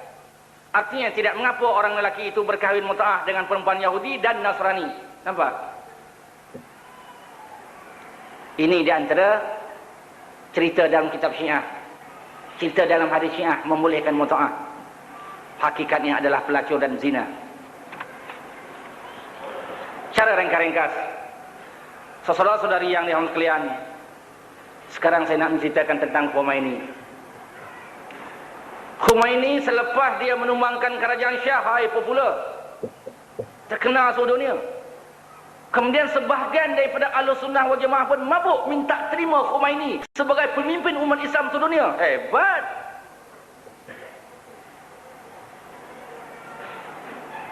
Merata-rata kempen minta terima Khomeini sebagai Imamul Muslimin fil alam, Imamul Ummah fil alam.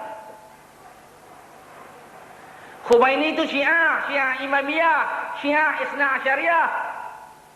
Bagaimana pegang Syiah, bagaimana itulah pegang Khomeini. Bahkan setelah Khomeini menang, Khomeini menekankan lagi, memperjelaskan lagi pegang Syiah supaya dia dipegang, diamalkan sesungguh oleh orang-orang Iran.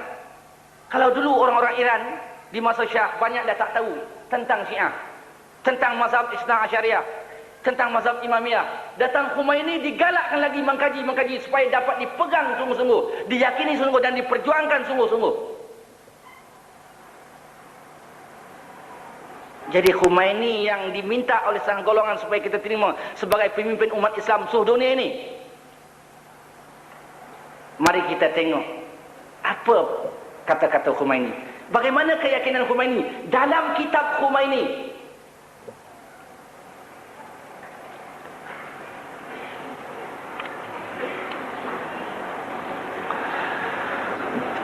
Mari kita buka kitab Khomeini yang bertajuk Al-Hukumatul Islamiyah. Buku itu sudah diedar di Malaysia, sudah diterjemah. Tapi kalau kita mentelaah betul-betul terjemahannya, ada golongan penterjemah itu cuba mengelirukan terjemahannya. Kenapa? Dia sudah terima kitab itu. Yalah, orang tak tahu bahasa Arab boleh kelentong lah. Orang tahu bahasa Arab tak boleh kelentong. Ada terjemah terbanyak sangat-sangat tempat sengaja dikelirukan. Kalau tak dikelirukan nanti nampak karut. Mari kita baca kitab Khomeini. Dalam bahasa Arab ini Al-Hukumatul Islamiyah. Dalam bahasa kita kerajaan Islam ataupun pemerintahan Islam. Kandungannya merupakan isi ceramah beliau yang menggerakkan detik-detik awal revolusi hingga membawa kepada kejayaannya. Buku ini diterbitkan di Iraq tahun 1970 dan di Beirut 1979. Apa kata beliau? Dalam baris pertama diperkenalkan kitab ini merupakan ajaran Syiah Ayatullah, diusahakan oleh gerakan Islam Iran dengan diberi nama kerajaan Islam. Sebahagian dari kandungannya muka surat 52. Yang pertama, Khomeini berkata Imam Syiah lebih afdal atau lebih utama daripada para malaikat, daripada rasul dan daripada nabi.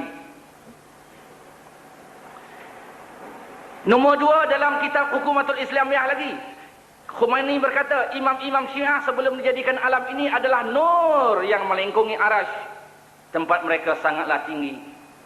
Allah saja yang tahu.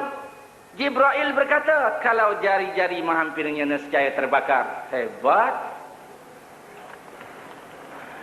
Yang ketiga, imam adalah makam terpuji, derajat tertinggi, adalah khalifah yang dibentuk. Semuanya mesti tunduk dan patuh di bawah kekuasaannya, sekalipun debu-debu.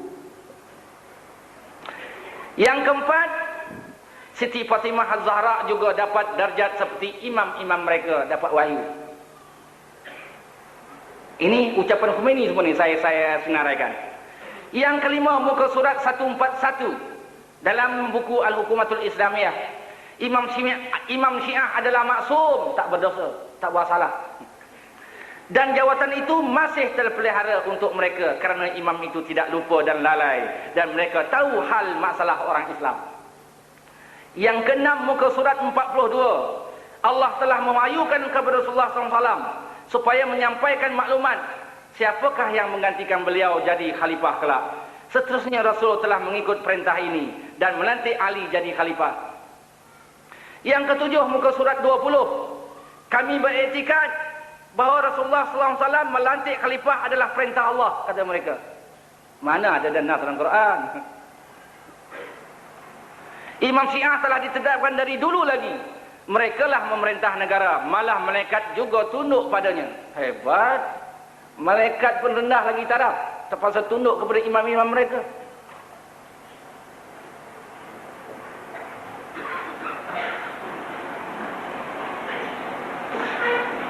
Yang kesembilan, Khumaini mentafsirkan ayat Al-Quran, innallaha ya'murukum an tu'addul amanata ala 'aliha, bahawa Allah telah menyuruh mengembalikan amanah itu ialah mengembalikan perlantikan kepimpinan itu kepada Sayyidina Ali dan keturunannya yang berikutnya. Siapa yang tidak terima pandangan Khumaini dianggap zalim. Itu tafsiran dia tentang ayat tadi. Yang ke-10, muka surat 46. Orang yang berhak menjadi khalifah selepas wafatnya Rasulullah SAW ialah imam yang beri nama Ayatullah. Artinya tertolaklah Sayyidina Abu Bakar, Sayyidina Umar dan tertolak Sayyidina Utsman. Yang ke-11, muka surat 87 dalam kitab Al-Hukumatul Islamiyah, karang Khumaini lagi. Mana-mana kerajaan yang tidak berpegang pada mazhab Syiah adalah kerajaan taghut dan zalim. Beliau memetik kata-kata Sayyidina Husain radhiyallahu an terhadap pemerintahan di zamannya. Sesiapa yang menyerah kepada mereka dalam perkara hak dan batil, maka sebenarnya menyerah kepada pemerintahan taghut, dan Allah menyuruh kafirkan mereka. Bahawa sesungguhnya imam melarang dari merujuk kepada pemerintahan yang zalim. Beliau berpendapat arahan ini hendaklah diteruskan hinggalah datang pemerintahan yang adil. Malah hingga imam-imam Syiah memegang jawatan kerajaan. Artinya pemerintahan yang tidak ditadbir oleh Syiah dianggap tidak sah. Yang ke-12, muka surat 88. Khumaini mengulas hujah oleh Imam As-Sadiq. Aku dijadikan pemerintah. Dengan katanya ulama Syiah sajalah yang wajib jadi pemerintah Islam. Mereka tidak patut memilih orang lain. Sekiranya memilih orang lain berarti memilih taghut.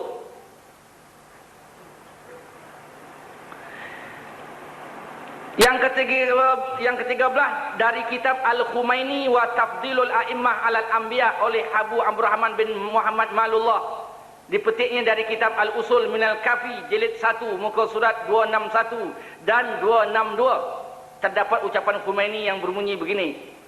Dari Saifut Tammar adalah kamu berada di sisi Abi Abdullah alaihissalam pada satu jamaah dari puak Syiah di Hijir. Maka lantas dia berkata, adakah mata sepai di kalangan kita? Kami pun melihat kiri dan kanan. Tiada mata, artinya tiada sepai. Lantas menjawab, tidak ada. Maka dia pun berkata, demi Tuhan Kaabah dan demi Tuhan bangunan ini, diulangnya sumpah ini 3 kali berturut-turut.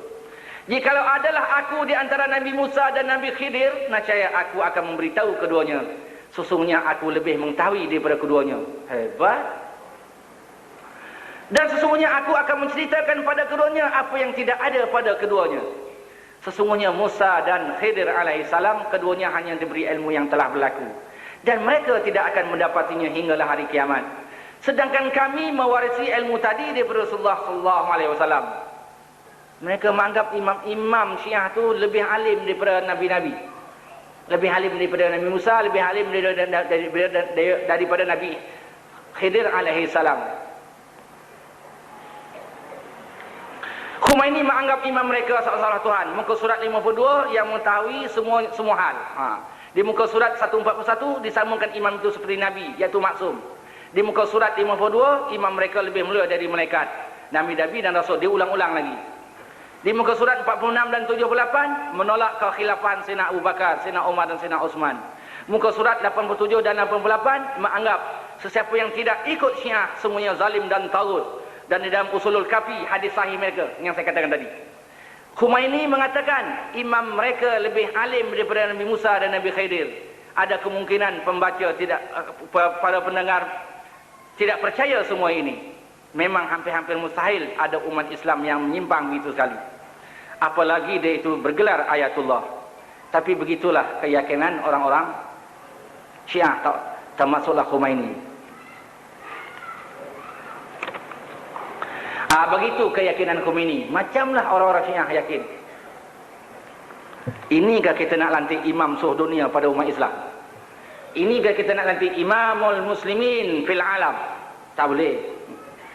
Tak boleh. Panjang pula umurnya orang tua ni, dekat 10 tahun, 90 tahun umurnya. Ini nak jadi apa? Nak jadi ujian kepada Ahlussunnah wal Jamaah.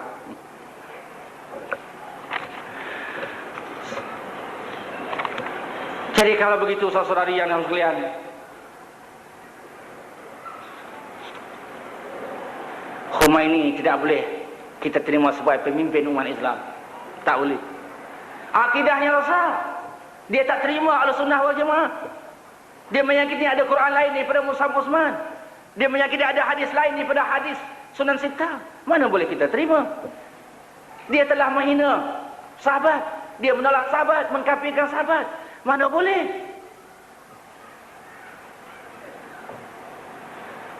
Di satu kitab yang lain, saya lupa nama kitab tu, saya terbaca bagaimana pandangan Khomeini terhadap 3 Khulafaur Rasyidin. Dia kata 3 Khulafaur Rasyidin ini betul macam Abu Lahab dan Abu Jahal. Yang sebenarnya zaman Rasulullah lagi mereka kafir, tetapi menyembunyikan kekufuran. Dia menjadi orang zindik dan nifak di zaman Rasulullah. Berpura-pura saja Islam. Hakikatnya macam Abu Jahal dan Abu Lahab katanya. Mereka berpura-pura Islam daripada Rasulullah. Kenapa? Nakkan jawatan selepas Rasulullah. Nak memerintah, nak menjadi ketua. Khomeini berkata, Khomeini ini yang kita nak terima, nak kita jadikan imam kita. Tak usah imam untuk seluruh dunia, imam sembahyang pun tak boleh.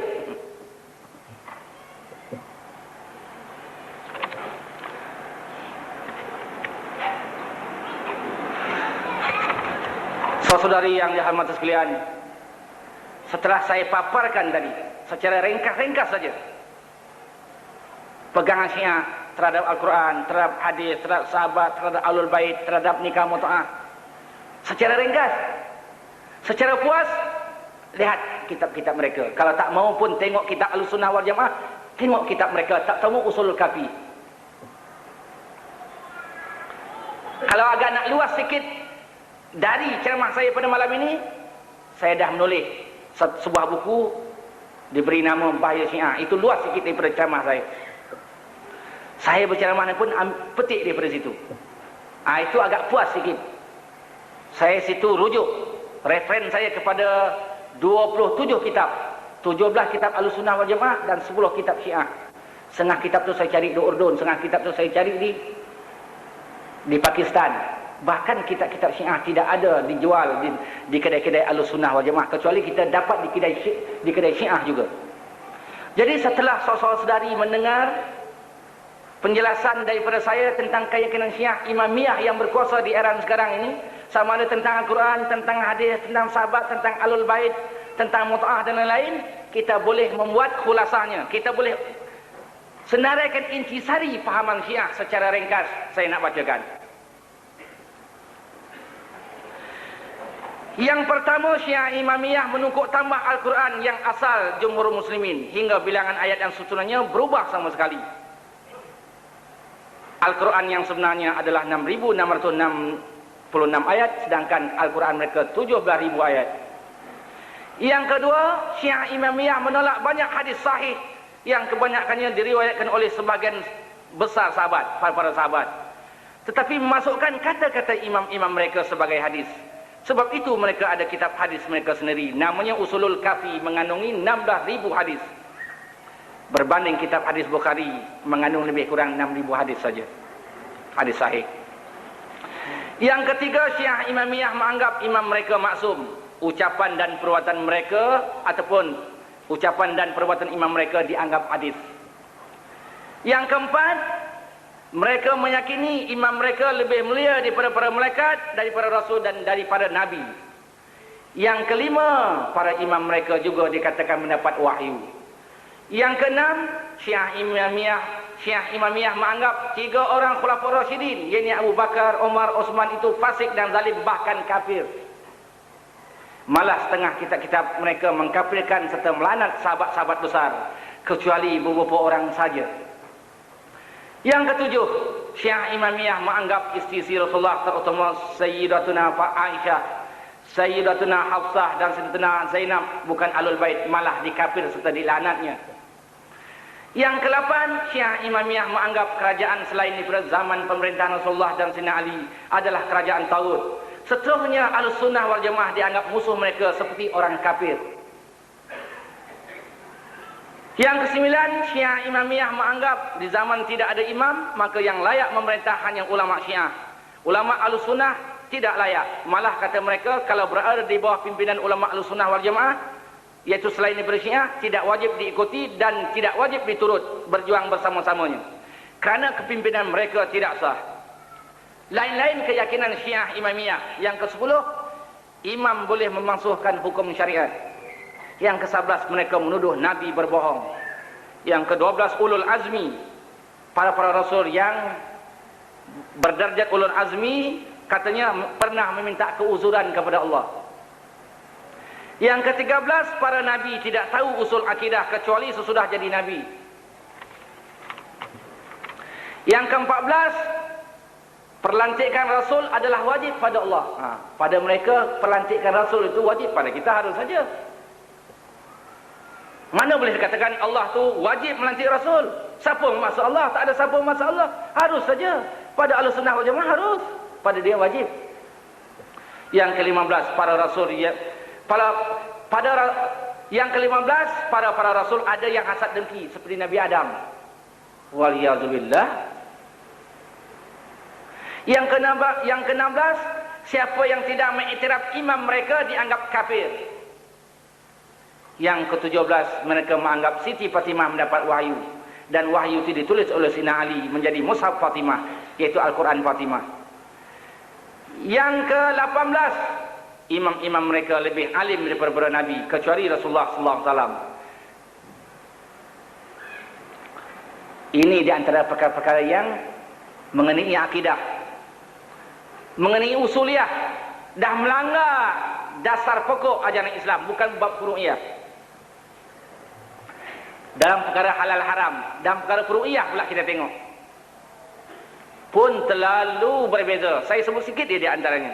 Yang pertama, menghalalkan nikah mut'ah, nikah kontrak. Yang kedua, menghalalkan nikah dengan wanita Yahudi dan Nasrani. Yang ketiga, menganggap Nabi dan imam mereka melakukan taqiyah. Setiap kali mereka itu melakukan amalan umum umat Islam yang berbeza dari Syiah, dikatakan mereka taqiyah. Artinya, kalau ada nanti Sayyidina Ali, Sayyidina Hasan, Sayyidina Husin, amalnya sama dengan Ahlussunnah wal Jamaah, sama dengan sahabat yang lain, kita akan berhujah begitu, kita akan katakan begitu. Apa kata mereka? Apa mereka berkata kepada kita? Dia pura-pura ya buat-buat, ini taqiyah saja. Ya sebenarnya Sayyidina Ali ada amalan lain. Dia tak pasalah ada sahabat lain, tak pasalah beramal macam sahabat-sahabat lain juga. Tengok dia berdusta kepada Sayyidina Ali. Dia membohongi imam-imam mereka. Yang sebenarnya Sayyidina Ali dan imam-imam mereka yang kemudiannya tidak berfaham Syiah, tidak ikut seperti mana orang Syiah. Syiah saja membabit-babitkan mereka, membawa-bawa mereka, mengaitkan nama mereka, sedangkan mereka itu adalah berpegang dengan Ahlussunnah wal Jamaah. Kemudian dikatakan pula Imam Syafi'i pun katanya menerima Syiah. Ini silap besar baca sejarah. Imam Syafi'i terima Sayyidina Ali, terima Sayyidina Hasan, terima Sayyidina Husin. Bukan arti terima Sayyidina Ali dia Syiah. Imam Syafi'i tidak mengkafirkan para sahabat, tidak membenarkan mut'ah, tidak menganggap imam-imam Syiah itu lebih mulia daripada para rasul. Itu menunjukkan Imam Syafi'i tidak Syiah, cuma dia terima imam-imam yang dihormati oleh Syiah. Memanglah kita pun terima Sayyidina Ali, kita terima Sayyidina Hasan, kita terima Sayyidina Husin. Bukan artinya kita terima Sayyidina Ali kita Syiah, bukan artinya kita terima Sayyidina Hasan dan Sayyidina Husin kita Syiah. Tengok dia nak kelentong. Kemudian mereka berkata, mazhab Hanafi pun mirip kepada Syiah. Dengan orang awam bolehlah cerita, dengan orang ramai boleh cerita, dengan orang sikit sebanyak faham Islam tak boleh kelentong ni.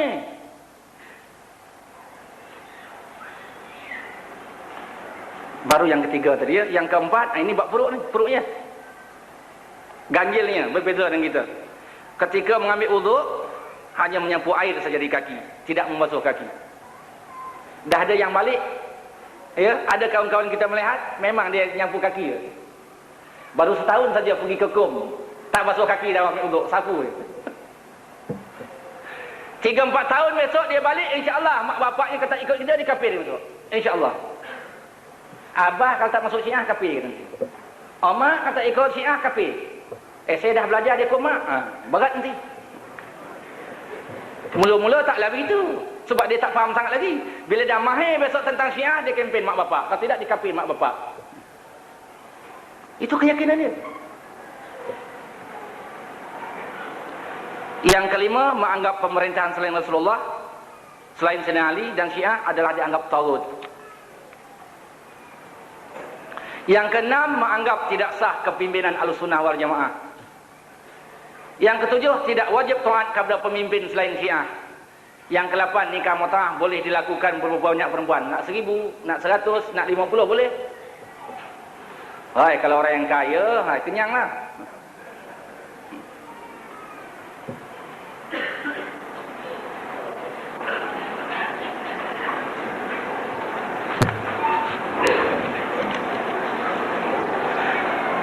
Kitab-kitab bahan rujukan saya. Apa yang saya syarah ni, ada kitab tempat saya rujuk. Apa yang saya tulis dalam buku Bahaya Syiah, ada tempat rujukan saya.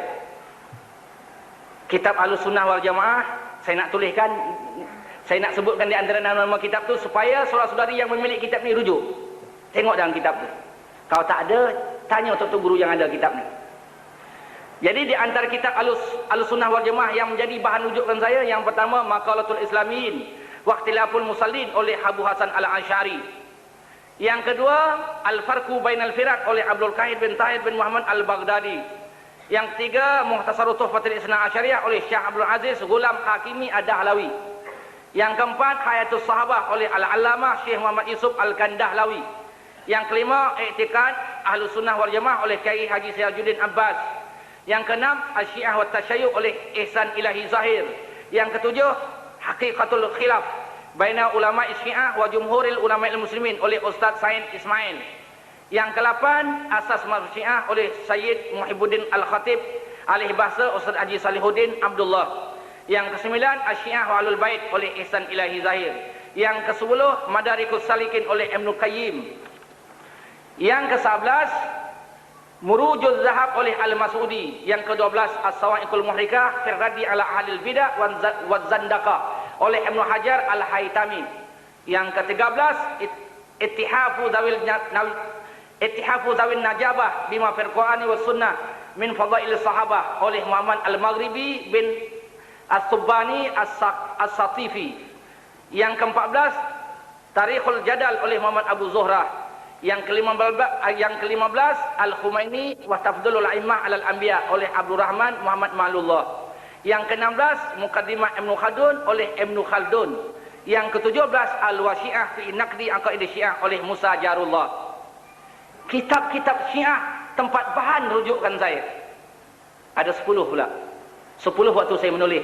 Lepas saya menulis, dah setelah siap buku yang saya buat, banyak lagi kitab sampai yang disampaikan oleh sang-sang ahli oleh ulama Ahlussunnah wal Jamaah yang ikhlas. 3-4 lagi kitab-kitab sampai kepada saya. Jadi kitab-kitab Syiah sendiri yang menjadi bahan rujukan saya, yang pertama Usulul Kafi oleh Al-Kulaini jilid yang pertama. Yang kedua Al-Hukumatul Islamiyah oleh Khumaini. Yang ketiga Man la yahdurul faqih oleh Abu Ja'far As-Saduq bin Muhammad bin Ali bin Al-Husain bin Babariyah Al-Qummi.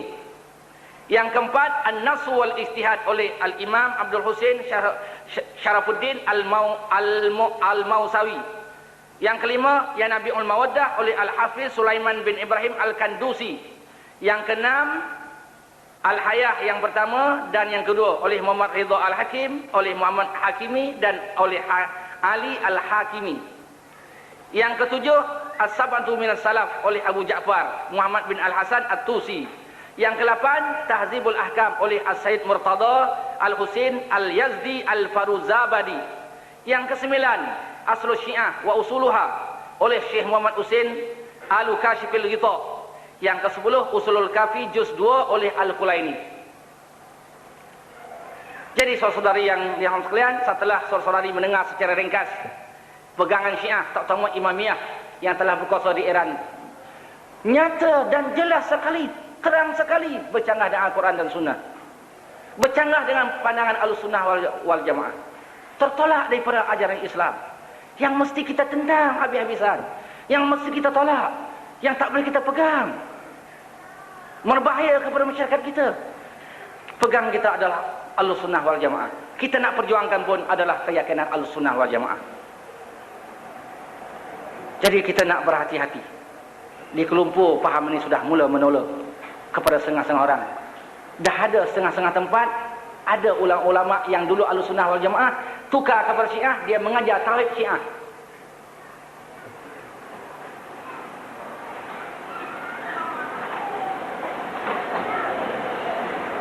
Jadi saudara-saudari yang nama sekalian, begitulah secara ringkas penjelasan dari saya pada malam ini kepada saudara-saudari tentang pahaman Syiah, terutama Syiah Imamiyah ataupun Syiah Isna Asyariyah yang begitu karut, yang mesti kita tolak. Dan moga-moga akidah kita selamat, dan moga-moga kita tetap berpegang dengan Ahlussunnah wal Jamaah. Jadi saudara-saudari yang nama sekalian, oleh kerana ajaran Syiah ini terlalu dalam dan luas, kitab mereka beratus-ratus bahkan beribu-ribu, tak mungkin dapat kita ceritakan semuanya, kecuali segelintir dan sebagian kecil saya dapat kita perkatakan pada malam ini. Tapi sebagai asas-asas pegang mereka dapatlah kita tahu pada malam ini, dan jelaslah kepada kita adalah karut membuat mereka-reka dan membuat bid'ah, dan mesti kita tolak. Jadi sekianlah ceramah saya. Kalau ada kekurangan saya memohon ampun, maaf banyak-banyak kepada seluruh para hadirin. Sekian, wallahu alam.